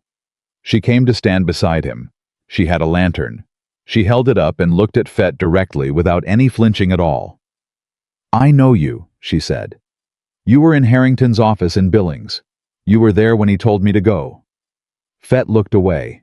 "Tell him," Clara said, "that I'm not afraid of him, and tell him that I have a signed statement from Doyle Calder, describing exactly what happened in Billings, and that if he wants to pursue this further, I'll be pursuing it right back." Her voice was even and cold as creek water. "I have nothing left to lose from him. He already took everything I had. Tell him that." Fett was very still. "Go," Ethan said. They went. He and Clara stood in the yard until the sound of 3 horses faded down the mountain trail. The dropped torch burned low in the dirt. Ethan walked over and crushed it under his boot. He turned. Clara was standing with the lantern still in her hand, and she was shaking. Not dramatically, not in a way anyone would notice unless they were looking closely. A fine tremor in her hands. The residue of the effort it had cost her to stand that still and speak that clearly while her heart was doing what his was doing. He walked to her. "Are you all right?" he said. "Yes," she said. "Then no." "Then, I don't know." "That was honest," he said. She laughed, which surprised them both, a short, unsteady laugh that was very close to the edge of something else. She pressed her free hand to her eyes for a moment. "I can't keep doing this," she said. "I can't keep being the reason someone's property is threatened, and someone's reputation is at risk, and someone's—" "Stop," he said. "Ethan," I said, "stop." He took the lantern from her hand before she dropped it because her grip had gone unsteady. He set it on the porch railing. "Listen to me." She looked at him. In the dark with the lantern behind her, her face was all shadow and plains, and her eyes were very dark and very present. "You are not the reason," he said. "Harrington is the reason. A man who couldn't accept no is the reason. You are not responsible for what a cruel person does to you. You never were." She breathed. "You've been running for 2 years," he said. "I know, and I know why. And I know that every time you stop somewhere and try to build something, the story gets there before the truth does, and you have to decide whether to run again or stand." He stopped. He was closer to her than he'd intended to be. He didn't step back. "You don't have to run from this one." She looked at him. "This is my mountain," he said. "He doesn't get to come up here, and if he wants a legal fight, he'll get one because I've got Calder's statement, and I've got Latimer feeling guilty, and I've got whatever else I need to get. But that's tomorrow's problem." He held her gaze. "Tonight I'm telling you that you don't have to run." Clara was quiet for the long time. She looked at him with those dark, serious eyes, and he let her look because he had nothing to hide in the looking. He'd stopped hiding things sometime in the last several weeks without making a decision about it. "What if I want to?" she said. It was not a strong question. It was the question of someone genuinely asking, not challenging. "Then I'll drive you to the stage myself," he said. "And I'll make sure you have what you need to get wherever you're going. Because that's your choice to make, not mine." He paused. "But I don't think you want to. I think you're tired of running. I think you've been tired of it for a long time." She looked at him. "You're not wrong," she said. "Then stay," he said. Simply. Like it was the simplest thing in the world, which maybe it was. She looked at him for one more long moment. Then she reached past him and took the lantern from the porch railing. "Good night, Ethan," she said. She went inside. He stood on the porch alone, and the mountain dark settled around him, and the creek ran somewhere below through the trees, and he stood there for a long time. She hadn't said yes. She hadn't said she'd stay. But she hadn't said she'd go, and something in the way. She'd said good night. The warmth in it, the ease, the weight of a word said to someone who had become without either of them quite deciding it. A person who mattered told him what he needed to know. He sat in the chair on the porch. He thought about Eleanor. He thought about her the way he'd been learning to think about her, not with the grief that sealed everything shut, but with the love that was underneath the grief, which was something different, something that didn't require him to be finished. He thought about a woman standing in a yard with a lantern shaking with held-in fear, saying, "I'm not afraid of him," with such absolute and clear-eyed conviction that 3 men had turned their horses around. I thought about the kitchen, and the pie that had meant thank you, and the cot he'd built, and the coffee that was always on when he came in, and the way Cutter put his head close to her shoulder, and the way she laughed at small things, and the way she said his name. He thought about all of it. He sat on the porch under the August stars, and the mountain held him the way it always had, solid and indifferent and permanent. And for the first time in 3 years, the permanence didn't feel like a sentence. It felt like a foundation. He went inside. The light was out in the sitting room. She was asleep, or letting him think she was. He moved through the dark kitchen quietly, the way he'd learned to move without disturbing the particular silence of a house that had someone in it. I went to bed. In the morning, the coffee was on. She was in the kitchen garden when he came down. He watched her through the window, crouching over the beans, checking the soil, doing the thing she always did, giving her full attention to whatever was growing. He poured his coffee. He thought, "I am in serious trouble." He thought, "I have been in serious trouble for some time."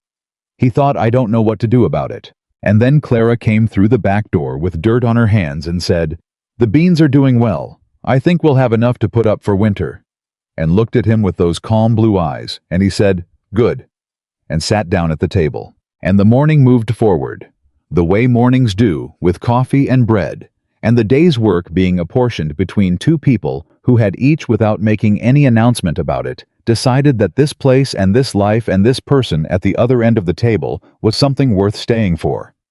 Neither of them said it out loud. Neither of them had to. The beans came in strong the last week of August. Clara had been right about the yield, enough to put up for winter, and then some.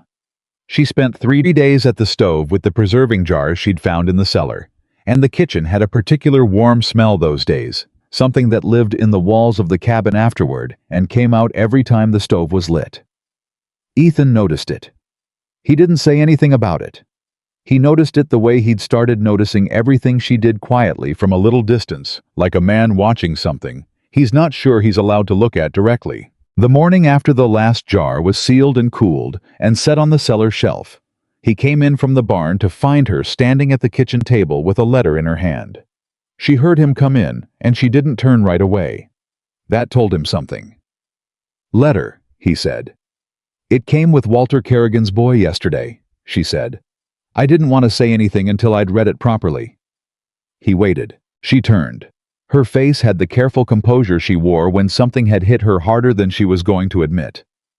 "It's from my sister, in Missouri." He hadn't known she had a sister. She had not offered much about her family, and he had not pushed. He poured his coffee and sat at the table and gave her the space to continue if she wanted to. "Her husband is sick," Clara said. "She's asking if I'd come back, help her manage the farm until he recovers." She set the letter on the table. She has 3 children. The oldest is 8. The kitchen was very quiet. Ethan looked at his coffee cup. He made himself look at it for a full 3 seconds before he looked up. "When does she need an answer?" "She sent this 2 weeks ago," Clara said. "It took time getting here." "So she needs one soon?" "Yes," he nodded.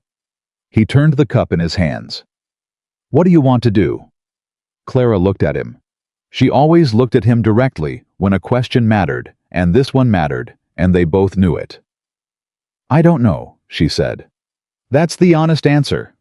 "All right," he said. "She's my sister," Clara said. We didn't leave things well when I left Missouri." She sided with my parents when they made it clear that my choices weren't something they could support. A pause. She's never written to me before, not once in 3 years. And now she needs something, Ethan said. Yes. She picked up the letter and folded it again along its original creases. But she's still my sister, and those children didn't do anything, and her husband is sick. Ethan looked at her. He looked at the woman who had shown up in Harlan Creek with one suitcase and no plan, and built a kitchen garden, and healed a horse and saved a boy's fever, and stood in a dark yard with a lantern and told 3 men she wasn't afraid. And he thought about Missouri. He thought about what it would look like if she left. Not just to him, to the valley, to the Kerrigans, to Ida Brannigan's neighbor who was breathing better. To the cabin which had learned the sound of her. Take the time you need to think, he said. I'm not going to make this harder than it is. She looked at him. Aren't you going to tell me what you think I should do? No, he said. Why not? Because it's your life, he said. I don't get a vote in it. She was quiet for a moment. Then she said quietly, What if I want you to have one? The words landed and sat there between them on the table like something solid. He looked at her. She looked back at him without flinching. He said, Then I'll tell you that I think you're a woman who does what's right even when it costs her, and that if you decide you need to go to Missouri, you should go, and that He stopped. He was right at the edge again. He could feel it. I'll still be here, he said, when you figure out what you need. Clara looked at him for a long time. Something in her face shifted, not the composed version of Clara, not the careful one, but something underneath both of those that was less managed and more true. That's the kindest thing anyone has said to me in a very long time, she said. He said nothing. He drank his coffee. She went to write her sister back. I went to the barn and spent 40 minutes doing a task that took 15 because he needed somewhere to put the things he didn't know what to do with. The answer came back from Missouri in 10 days, which was fast for a letter, which meant her sister had been watching hard for the reply. Ethan was in the north pasture when Clara found him. She came on the mare which she'd gotten comfortable with over the summer, and she came at a pace that told him it was something she wanted to say before she lost the courage for it. He pulled Cutter up and waited. She reined in beside him. She had the letter. She held it out. She says her husband is improving, Clara said. The neighbor women have been helping, she says. She stopped. She says she wrote because she felt she should, but she doesn't actually expect me to come. She says the door is always open, but she understands if I've built a life somewhere else. Ethan looked at the letter in her hand without taking it. She says one more thing, Clara said. Her voice was careful. She says she's sorry for what happened when I left. She says she should have stood up for me, and she didn't, and she thinks about it. A pause. People can change, Ethan said. Yes, Clara said. I'm starting to believe that. He looked at her. I'm not going to Missouri, she said. Not now. A breath. I don't know what I'm doing exactly, but I know I'm not going to Missouri. He held her gaze. All right, he said. Is it? She said. Clara. He said her name the way he always said it, like it was something he'd decided belonged there. Yes, it's all right. She nodded once. She turned the mare back toward the cabin. She was 3 strides away when she pulled up and looked back at him. Ethan, she said. Yeah. I'm glad I knocked on Morrison's door first, she said, even though he closed it in my face, because if he'd let me in, I wouldn't have been standing at that water trough. He looked at her. She turned the mare and rode back toward the cabin. He sat on Cutter in the north pasture and looked at the mountains for a while. He thought I need to say something to her. He thought I have no idea how. He rode back to the barn. The reckoning with Roy Latimer came on a Thursday in early September, and it came in a form Ethan hadn't anticipated. Latimer rode up the mountain alone this time. No heavy-set strangers, no prepared speeches. He looked when he came into the yard like a man who had been thinking about something for several weeks and had finally arrived at the end of his thinking. Ethan met him in the yard. Blackwood, Latimer said. He stayed on his horse. I'll be brief. I've been looking into Harrington's business dealings in the valley. The land office has records going back 4 years. He reached into his coat and produced a folded sheaf of papers. There are 3 land transfers in this district that were registered through my office that I now have serious questions about. Properties that changed hands under circumstances I should have looked at more carefully. Ethan took the papers. He looked at them. He was not a lawyer, and he was not a land agent, but he had lived on this mountain for 6 years, and he knew what legitimate land records looked like, and what he was looking at did not look legitimate. Harrington's been running a scheme, Latimer said.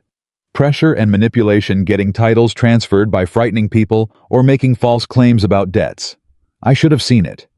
I didn't look because he was a wealthy man from Billings, and wealthy men from Billings make things easier for the land office. His jaw tightened. That's on me. What are you doing about it? Ethan said. I've written to the federal land office in Helena, Latimer said. I've sent copies of these records. There will be an investigation. A pause. I want it on record that Blackwood's mountain property is clean and has been clean since the original filing. No one will be challenging it. Ethan looked at him steadily. I wasn't worried about my property. No, Latimer said. I know. I'm telling you anyway. He gathered his reins. I also want you to know that what Harrington did to that woman using my office, my credibility in this town, to come up here and intimidate her, I consider myself part responsible for that. I didn't know the details when I brought him up, but I should have asked more questions. He met Ethan's eyes directly. I'm sorry, Blackwood, for whatever that's worth at this point. It wasn't a comfortable apology. It was an honest one, which was worth considerably more. It's worth something, Ethan said. Come inside. Tell her yourself. Latimer blinked. He hadn't expected that. He glanced at the cabin. He swallowed. All right, he said. He came inside and told Clara what he'd told Ethan sitting at the kitchen table with his hat in his hands, looking at the table more than at her. Clara listened without interrupting. When he finished, she sat for a moment. Did those families get their land back? She said. The ones Harrington pressured. Latimer looked up. He'd expected anger or questions about herself, and she was asking about the families. Not yet, he said. That's part of the investigation. Make sure it happens, she said. Whatever I can do to help a witness account about how he operates, I'll do it. Calder's written statement is here. She stood and went to the shelf where she kept the paper Calder had given Ethan in the same place she'd put it that first night. She brought it to the table. This should help. Latimer looked at the paper.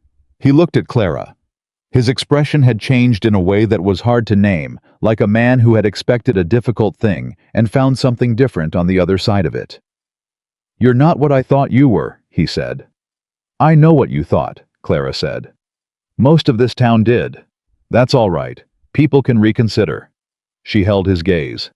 As long as they actually do. Latimer left with Calder's statement and the weight of a man who had a great deal of work ahead of him and had decided to do it. Ethan closed the door behind him. Clara was already back at the stove. You didn't have to give him that, Ethan said. It does more good in Helena than it does on my shelf, she said. Those families matter. He looked at her back. At the easy certainty with which she said those families matter, like it was obvious, like it had never occurred to her to think otherwise. Clara, he said. She turned. Howe was standing in the middle of the kitchen. He had decided between the door and this spot that he was done standing at the edge of things and not saying them. He was 41 years old, and he had spent 3 years building walls that served their purpose, and had now become something he was living inside of instead of just behind, and enough was enough. I need to say something to you, he said. She looked at him. She set down what was in her hands, and she looked at him with her full attention, which she always gave to things that mattered, which told him she already knew what direction this was going. I know what I hired you for, he said. I know what we agreed to, and I know that my practical problem was a practical problem, and that was a real thing and not a lie. He stopped. But somewhere in the last 2 months that changed, and I think you know it changed, and I've been not saying it because I didn't know how, or because I was afraid of what it meant. He held her gaze. I don't think I'm a man who has much left to offer, Clara. I've got a cabin on a mountain and a horse with a healed hoof and a kitchen garden that grows better since you got here, and a lot of years of being alone that I'm not sure I know how to stop being." He paused. "But I know that this house is different when you're in it. I know that I come inside from the barn in the evening, and the first thing I do is look for you. I know that when Harrington's men came into the yard, the only thing I was afraid of was you deciding to leave." He stopped. "That's what I've got. That's the whole of it." Clara stood very still. She had both hands flat on the table, and she was looking at him with an expression he hadn't seen on her before. Not the composed version, not the careful one, not the one that was working hard to hold something in. This one was open, wide open, like a window thrown up on a hot day. "You think you don't have much to offer," she said. "I said I know what I've got," he said. "I didn't say I was done." She looked at him. "You found me at a water trough," she said, "when every door in that town was closed. You didn't ask me why they were closed.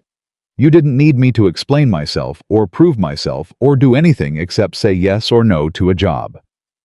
Her voice had gone quiet, not from weakness, but from the effort of saying something that mattered all the way to the bottom of it. "You built me a cot, so I didn't have to sleep on the floor. You stood in this yard and said things to James Harrington that nobody has said in my defense in 2 years. She stopped. "Ethan, you've been offering things since the first day. You just haven't been calling it what it is." He looked at her. "What is it?" he said. He said it knowing. He wanted to hear her say it. "It's care," she said. "It's been care all along." The kitchen was completely still. He crossed to the table in 3 steps, and he took her hands from the flat surface where they were resting, and he held them, and she let him. And she looked up at him from that close distance with those clear, steady eyes, and he said, "I don't know how to do this again. I want to be honest about that. It's been a long time, and I don't know if I remember how." "Neither do I," she said. "I never got much practice with the real kind." He looked at their hands. Hers were small and work-roughened, the hands of a woman who did what needed doing always. His were larger and equally worn. "Then we'll figure it out," he said. "Yes," she said. "I think we will." He didn't kiss her. Not yet. That wasn't what the moment called for. It called for something steadier than that, something that acknowledged the weight of what had just been said and gave it the room it deserved. He held her hands for a moment longer. Then he let them go. She turned back to the stove. He sat at the table. And supper went on the way. Supper always had, except that everything was different, and they both knew it, and neither of them needed to say so. The town knew something had shifted before either of them said a word to anyone.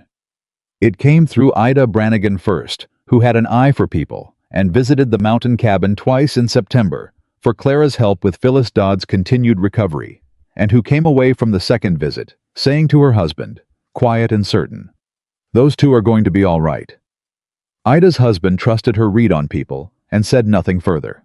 It came through Walter Kerrigan, who saw the way Ethan stood beside Clara when a group of them gathered at the Kerrigan place for a fall supper, and the way Clara reached across the table to hand Ethan something without looking the easy, instinctive reach of two people who have learned each other's presence. It came through Thomas Kerrigan, who at 12 had no subtlety whatsoever, and told his father plainly that Miss Clara and Mr. Blackwood were sweet on each other, and his father said that was their business, and Thomas said he just thought someone should say it out loud, and Walter said that was enough of that, and it came finally through Harlan Creek itself, through Gerald Morrison, who was in the land office when Roy Latimer sent his letter to Helena, and who heard from 3 different sources what had happened with Harrington, and who had the particular discomfort of a man who has done a small wrong thing when a larger wrong thing was operating around him.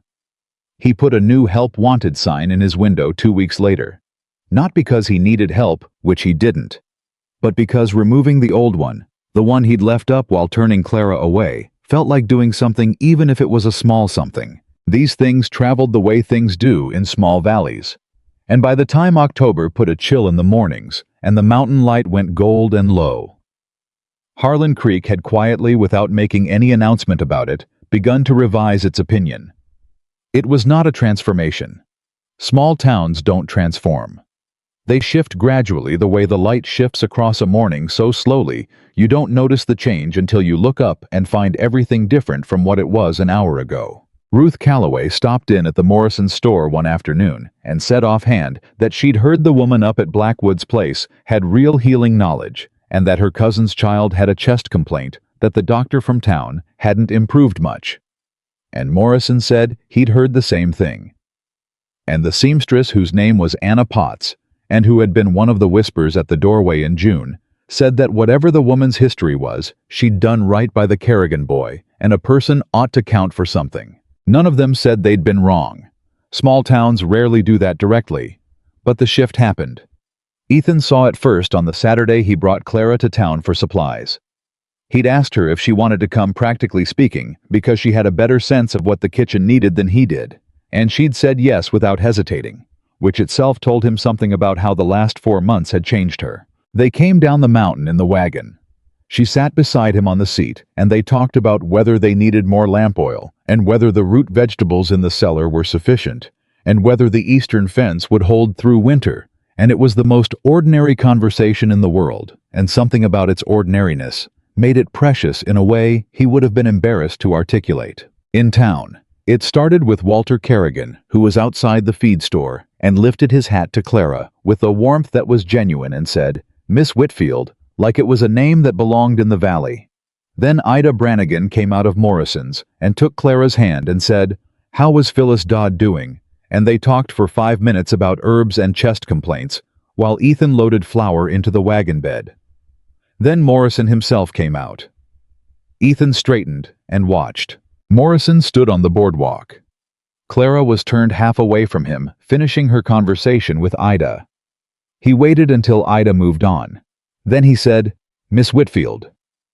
Clara turned. Morrison was not a man built for apologies. His face showed the effort of attempting one. "I had a help wanted sign in my window when you came in June," he said. "And I told you the position was filled. It wasn't." He stood with his hands at his sides. "That was wrong. I don't have a better way to say it." Clara looked at him. The whole street had gone slightly quiet in the way of a place where people are trying to appear not to be listening. "Thank you for saying so," Clara said. "I'd like to." Morrison stopped. "If you ever have surplus from the kitchen garden, I'd pay fair price for it, at the store." Clara was quiet for a moment. Then she said, "The beans did well this year. I'll bring what we can spare." Morrison nodded. He went back inside. Ethan came to stand beside Clara. He didn't say anything. He didn't need to. "That's something," she said quietly. "It is," he said. She looked up at him.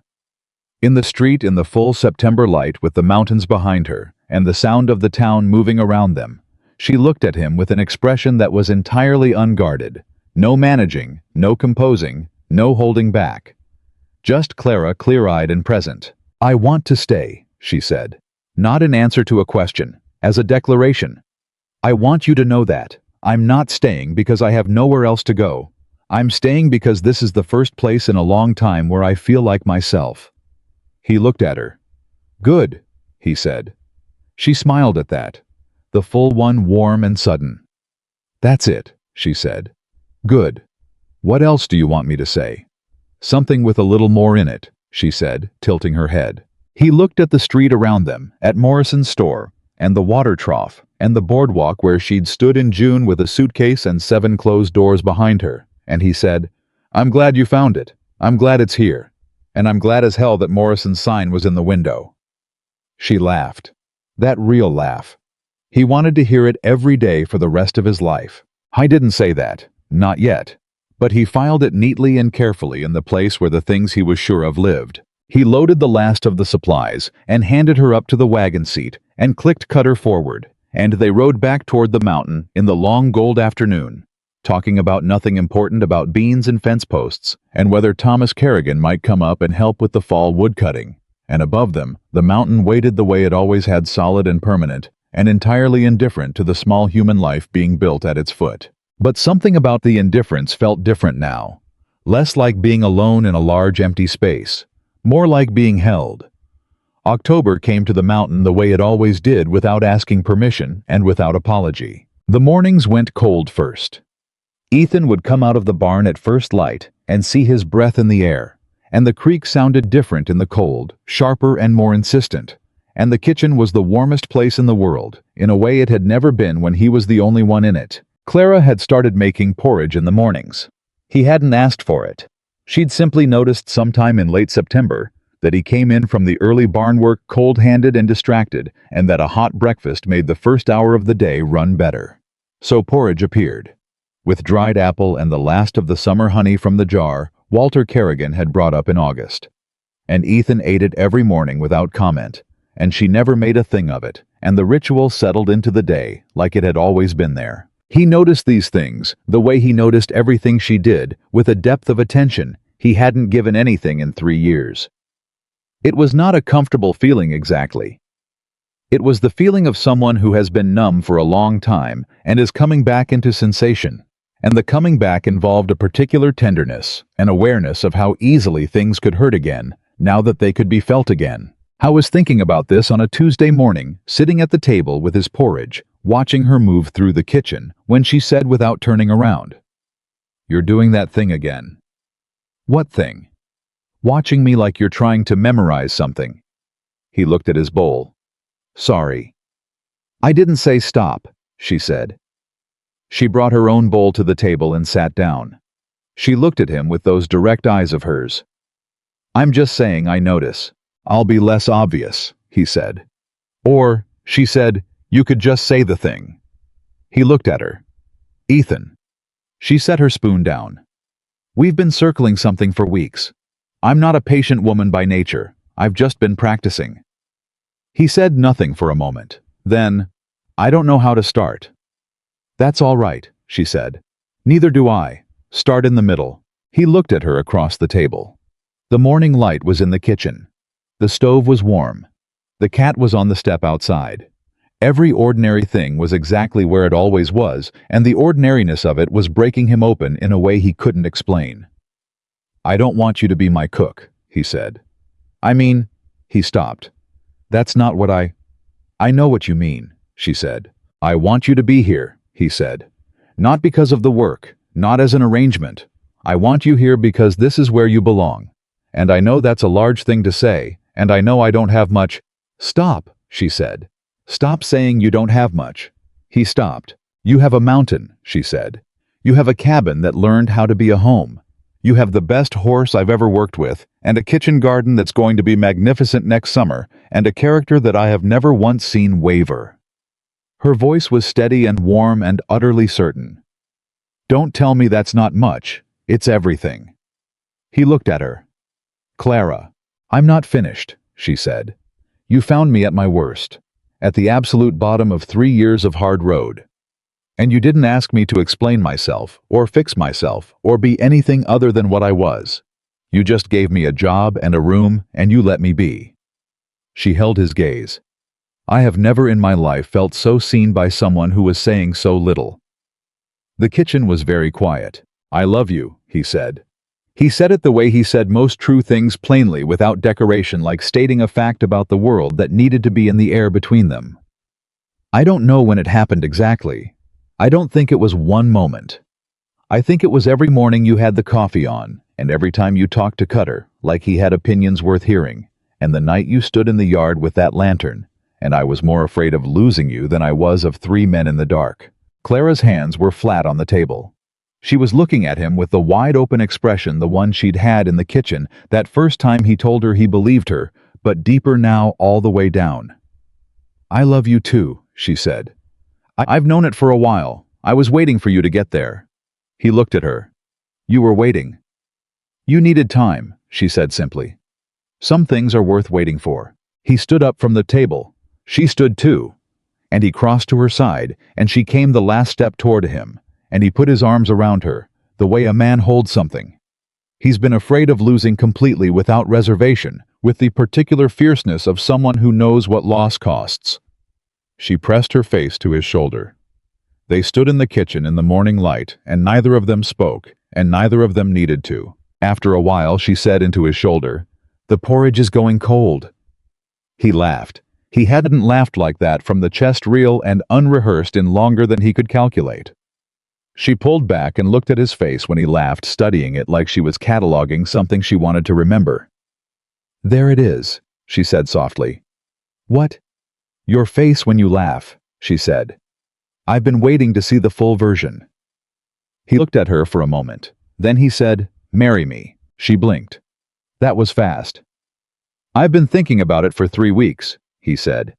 "I just decided that waiting any longer was foolish." She looked at him. "Ethan Blackwood, we've known each other 4 months." "I know," he said. "I know who you are. I knew inside of the first 2 weeks. The rest of the time I've just been being careful." "And now you're done being careful." "About this," he said. "Yes." She searched his face. She was not a woman who made large decisions without looking at them from every side, and he knew that, and he let her look. He had nothing to hide in the looking. "Yes," she said. He touched her face. She covered his hand with hers. "Yes," she said again, quieter, like she was saying it to herself as much as to him. They sat back down and finished the cold porridge, and Ethan thought it was the best meal he'd ever eaten in his life. They told no one for a week. Not because they were hiding it, because they wanted it to be theirs for a little while before it became the Valley's, which it inevitably would. In a place as small as Harlan Creek, a piece of news like this would travel in every direction simultaneously the moment it was released, and they both independently wanted a week of ordinary mornings first. So they had the week. And the ordinary mornings were not ordinary at all. They were luminous in the specific way that things become luminous when you know they are temporary, when the week will end, and the news will go out, and the shape of things will change. Ethan came in from the barn and said good morning, and she said good morning back, and their hands touched, passing things across the table, and there was a new quality to the touching now acknowledged and unhidden. He found himself talking more. That surprised him. He was not a man who talked. He had built his life around not talking, around silence, as a form of competence, around the idea that what needed saying could usually be said in fewer words than people generally used. But she drew things out of him, without asking for them, with the patience of someone who knew that quiet men will speak when the ground feels safe, and the ground felt safe now in a way it hadn't in a very long time. He told her about Eleanor fully, in a way he hadn't told anyone. Not the facts he'd told her those, but the texture of the loss. The specific ways absence takes shape in a life. How grief changes over years into something you carry differently. Not lighter, but more familiar. Like a stone you've learned the weight of. She listened without trying to fix it, without the discomfort that most people showed when confronted with someone else's grief up close. She listened like a person who understood that some things don't need fixing. They just need to be said. She told him about her family, about the particular cruelty of parents who love you in the version of yourself they prefer and stop when you deviate from it. About leaving Missouri at 24 with the clothes she could carry and the skill set she'd built quietly over years. The cooking, the herb knowledge, the account keeping, and the way the freedom of it and the grief of it had lived side by side in her for the entire 3 years since. She told him about the Harrington house. The whole of it. Not as a wound she was revisiting, but as a chapter she was closing, handing it to him, because he was someone she trusted with the full story. He listened. He didn't say it wasn't that bad, or that she should let it go, or that people make mistakes. He said at the end, "He cost you 3 years. And then, we'll make them back." She looked at him. "You can't make years back." "No," he said. "But we can make what comes next matter enough that those years become part of the story instead of the whole of it." He met her gaze. "That's what I mean." She was quiet for a moment. Then she said, "You're a different person than you were in June." "So are you," he said. She thought about that. "I think we've been changing each other," she said. "Probably," he said. "I'm not complaining." She smiled. "Neither am I." The news got out on a Saturday. Not because they told anyone, because Thomas Kerrigan, who had come up to help with the woodcutting as planned, was 12 years old and had the containment capacity of a sieve. He saw Clara show Ethan something from the shelf above the fireplace, and he saw Ethan take her hand without thinking about it, and he heard Clara laugh, and he put it together with the speed that 12-year-olds achieve when they are observing adults with romantic intentions. By the time Thomas left that afternoon, the expression on his face was that of a person holding a secret that was absolutely going to escape the moment he saw another human being. Ethan watched him go. "He's going to tell his father," Clara said. "He's going to tell everyone he sees between here and the Kerrigan place," Ethan said. "Should we be worried about that?" He looked at her. "Are you?" She considered. "No," she said. "Not anymore." Walter Kerrigan came up the following Wednesday with Ida Brannigan, which was not a coincidence. Ida had a jar of preserved plums and the energy of a woman who has been told good news and wants to confirm it in person. Walter had his hat in his hands and the expression of a man who is genuinely pleased and is trying to express it without overstepping. "Thomas tells me there's news," Walter said in the yard. "Thomas talks too much," Ethan said. "He does," Walter agreed. "Is it true?" Ethan looked at Clara standing at the cabin door. She had her arms crossed, and she was watching the yard with the look of someone who is entertained. "It's true," Ethan said. Ida made a sound that could only be described as triumphant. She swept past both men and went directly to Clara and took both her hands and said, "I knew it. I knew it the second time I came up here. You should have seen the way he looked at you when your back was turned." She turned to Ethan. "Like a man who's found his footing again. Anyone with eyes could see it." Ethan looked at the barn. "Thank you, Ida." "Oh, don't be embarrassed," she said. "It's a good thing. The best kind of thing." She turned back to Clara. "When?" "We haven't decided yet," Clara said. "Spring," Ida said decisively. "You'll want a spring wedding. I'll handle the food." "Ida."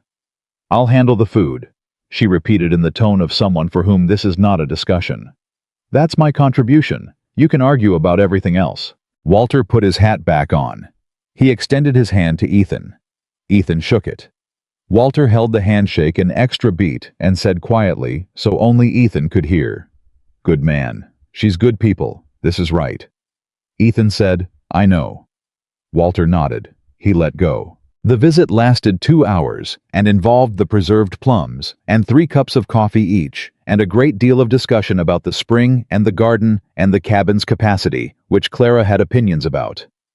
After they left, the cabin settled into its evening quiet, and Clara stood at the kitchen window washing the cups, and Ethan sat at the table.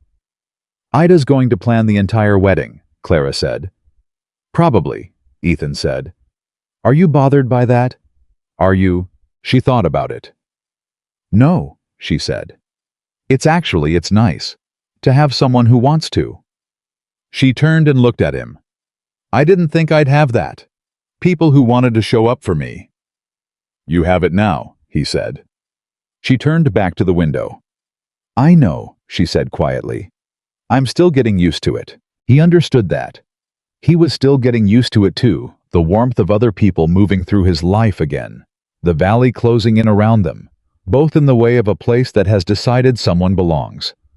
It was unfamiliar, and it was good, and it required, like all good, unfamiliar things, a period of simply standing inside of it and breathing. The letter from Helena came in November.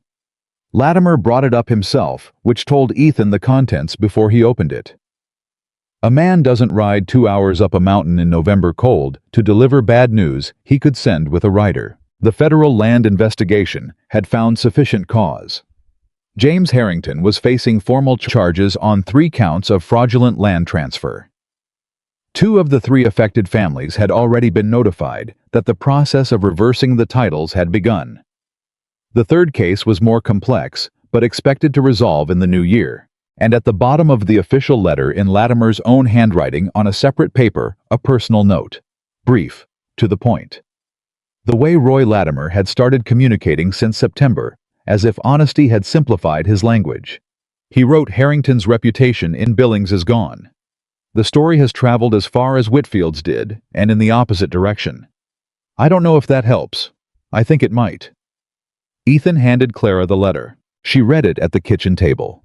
He watched her face as she read the controlled expression, the set of her jaw, the careful breathing of a person receiving something they've been hoping for without letting themselves hope for it too much. When she finished, she set it down. She sat with it for a moment. "It's over," she said. "Yes," he said. "He can't follow me anymore," she said. "His story, it's done." "It was always done," Ethan said. "He just hadn't found that out yet." She looked up at him. Her eyes were bright. She pressed her lips together for a moment and breathed, and then she said with the particular composure of a woman who has held herself together through a great deal and knows she can hold herself together through this too, "I want to go to town. Now. I want to walk down that street," she said, "with you. I want to go into Morrison's store and buy flour and say good morning to whoever's there, and not feel like I'm waiting for something to land on me." She met his eyes. "I want to know what that feels like." He stood. He got his hat. He held out his hand. She took it. They rode down the mountain together in the November cold and came into Harlan Creek in the late morning, and Ethan tied the horses at the post outside Morrison's, and they walked through the door together, her hand in his, and the bell above the door announced them. Morrison looked up. I took in the two of them, the way they stood, the fact of the hand holding, the expression on Clara's face, which was open and unguarded in a way it had never been in this building before. He reached under the counter. He produced a paper bag. "Brought in some dried apples from the Brannigan place," he said. "Figured you might want them for your winter stores. Fair price." Clara looked at the bag. She looked at Morrison. "How much?" he told her. It was fair. She told him they'd take them, and she let go of Ethan's hand to pull the coin from her coat pocket, and Morrison said, "No." Put it toward the next order, and Clara said thank you, and meant it. They moved through the store, collecting what they needed. Anna Potts came in while they were there and said good morning, and asked about Phyllis Dodd. Two men from the southern ranches touched their hats when they passed. The woman from the boarding house, the one who had flipped the vacancy sign on Clara in June, came in for thread and said stiffly but genuinely, "I hear congratulations are in order." "Thank you," Clara said, simply, without any edge. The woman left. Clara turned to find Ethan watching her. "That was gracious," he said quietly. "She said something true," Clara said. "It doesn't matter how long it took." He looked at her. The whole of her, the woman who had walked into this town with a suitcase and no allies, and come out the other side of everything that followed, without becoming smaller or harder or less than what she was. If anything, she was more. More certain, more open, more fully herself than the composed and careful woman he'd found at the water trough. "Ready," he said. "Yes," she said. She picked up the basket. "Let's go home." Home. She said it the way people say a word they've been wanting to use for a long time and have finally found the right place for it.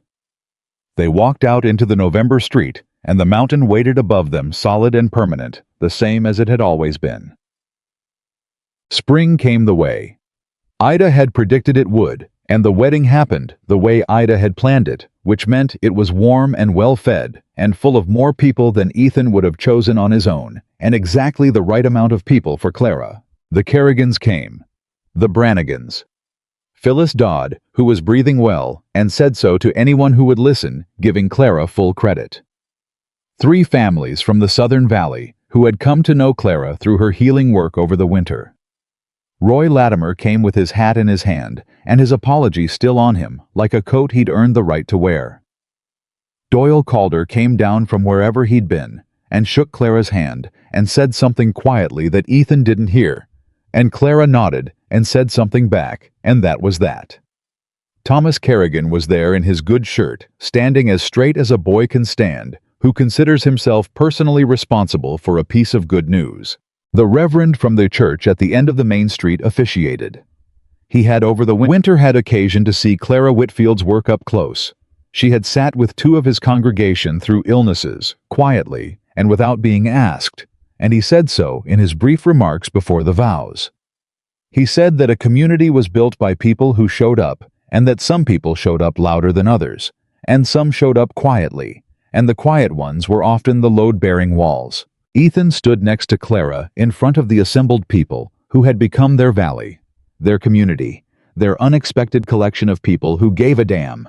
And he took her hands and said his vows, the way he said true things plainly without decoration, like stating facts about the world that needed to be in the air. He said, "I will stand beside you, and before you, and behind you, whatever the day calls for. I will believe you when others don't. I will build what needs building, and hold what needs holding. I promise you a home. Not just a house, a home. One you don't have to earn every day. One that's yours all the way down." Clara looked at him through the whole of it. When it was his turn to be quiet, and her turn to speak, she said, "I came to this mountain with nothing left, and you gave me work and a room, and your trust in that order, and each one meant more than the one before. I will cook your meals and tend your garden and doctor your horse and argue with you when you're wrong, and tell you when you're right, and stand in every yard with you that needs standing in. I promise you the truth, always, even when it's hard. Because you are the first person I've been fully honest with in years, and I intend to keep doing it for the rest of my life." Thomas Kerrigan made a sound that was quickly suppressed by his father's hand on his shoulder. Ida Brannigan did not suppress anything. She put her handkerchief to her eyes without apology. The Reverend said the final words. Ethan kissed his wife. The mountain held them solid and permanent and absolute, the same as it always had, except that it wasn't the same, and both of them knew it. A mountain stays the same, and every at its foot changes, and the change was this.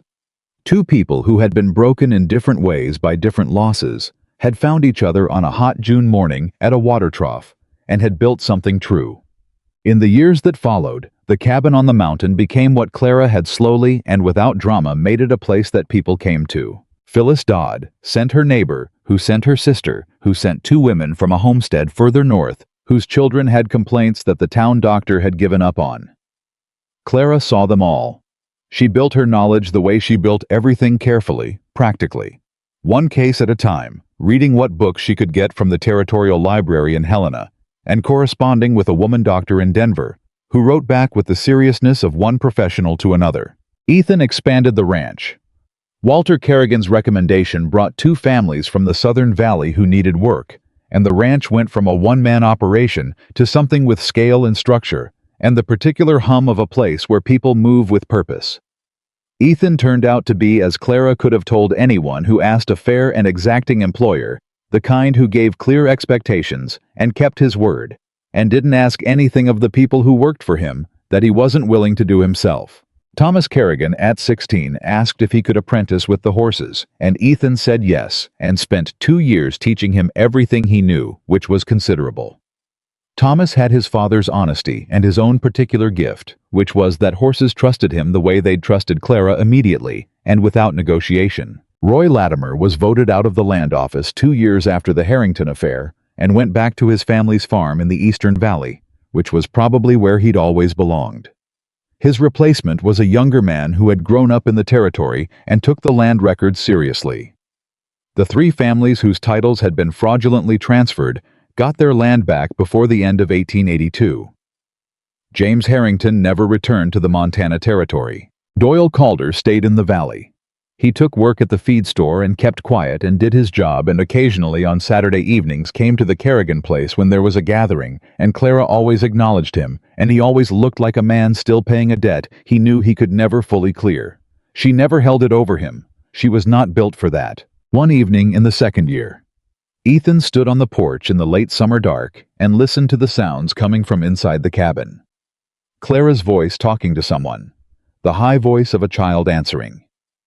They had taken in the previous winter.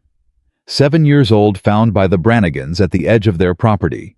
Circumstances that spoke for themselves without needing to be laid out in detail. The girl's name was May, and she had been silent for the first 3 weeks and had not stopped talking in the 4 months since. Ethan listened to May's voice and Clara's voice woven together in the warm cabin, the sound of supper being made and a child being answered and a home running on its own particular power. He thought about June of 1881, about a woman at a water trough in the summer heat, and the practical calculation he'd made that he needed a cook and she needed a place, and that was the whole of it. He thought about everything that came after. He stood on the porch and let himself feel the full weight of it. Not the grief, Not the loss, not the years of living inside his own silence, like it was the only country available. But this specific evening, this noise from inside his house, this life which had arrived in the form of a woman with a suitcase and a spine like iron and a heart wide enough to hold everything the world had thrown at her without going hard. The door opened behind him. Clara came out with 2 cups of coffee. She stood beside him and held one out. He took it. She leaned against the railing. "May's asleep," she said. "Already." She wore herself out. She spent the afternoon explaining to the cat why it should sleep indoors. What was the cat's position? Ambivalent, Clara said. But she made some good points. He smiled. She saw it. "There it is," she said. She said it the same way she'd said it the morning he laughed in the kitchen in that first full year. Still cataloging. Still collecting him. He put his arm around her. She leaned into him, coffee cup in hand, and they stood on the porch and looked at the mountains. "We should write to your sister," he said. She turned her head. "You've been thinking about that. She wrote an honest letter," he said. "She deserves an honest answer, even if it takes a while." He paused. "Things are different now. You've got different ground to stand on." Clara was quiet for a moment. "Yes," she said. "I'll write to her." "You don't have to fix everything," he said. "I know," she said, "but I can open a door." She looked at the mountains. "She closed hers when I needed it open. I can open mine when she needs it." A breath. "That's who I want to be." He looked at her profile in the dark. At the woman who had been thrown away by a town and defamed by a powerful man and turned out by her own family, and who still, after all of it, had room in her to open doors. "Clara," he said. "I would ride down that mountain and find you again," he said. "If I had to, I'd do the whole thing over." She turned and looked at him. The dark, the mountains, the warm light from the cabin window behind them. "So would I," she said. Every step, she took his hand. They stood on the porch until the coffee was cold and the mountains went black against the stars, and the creek ran on below.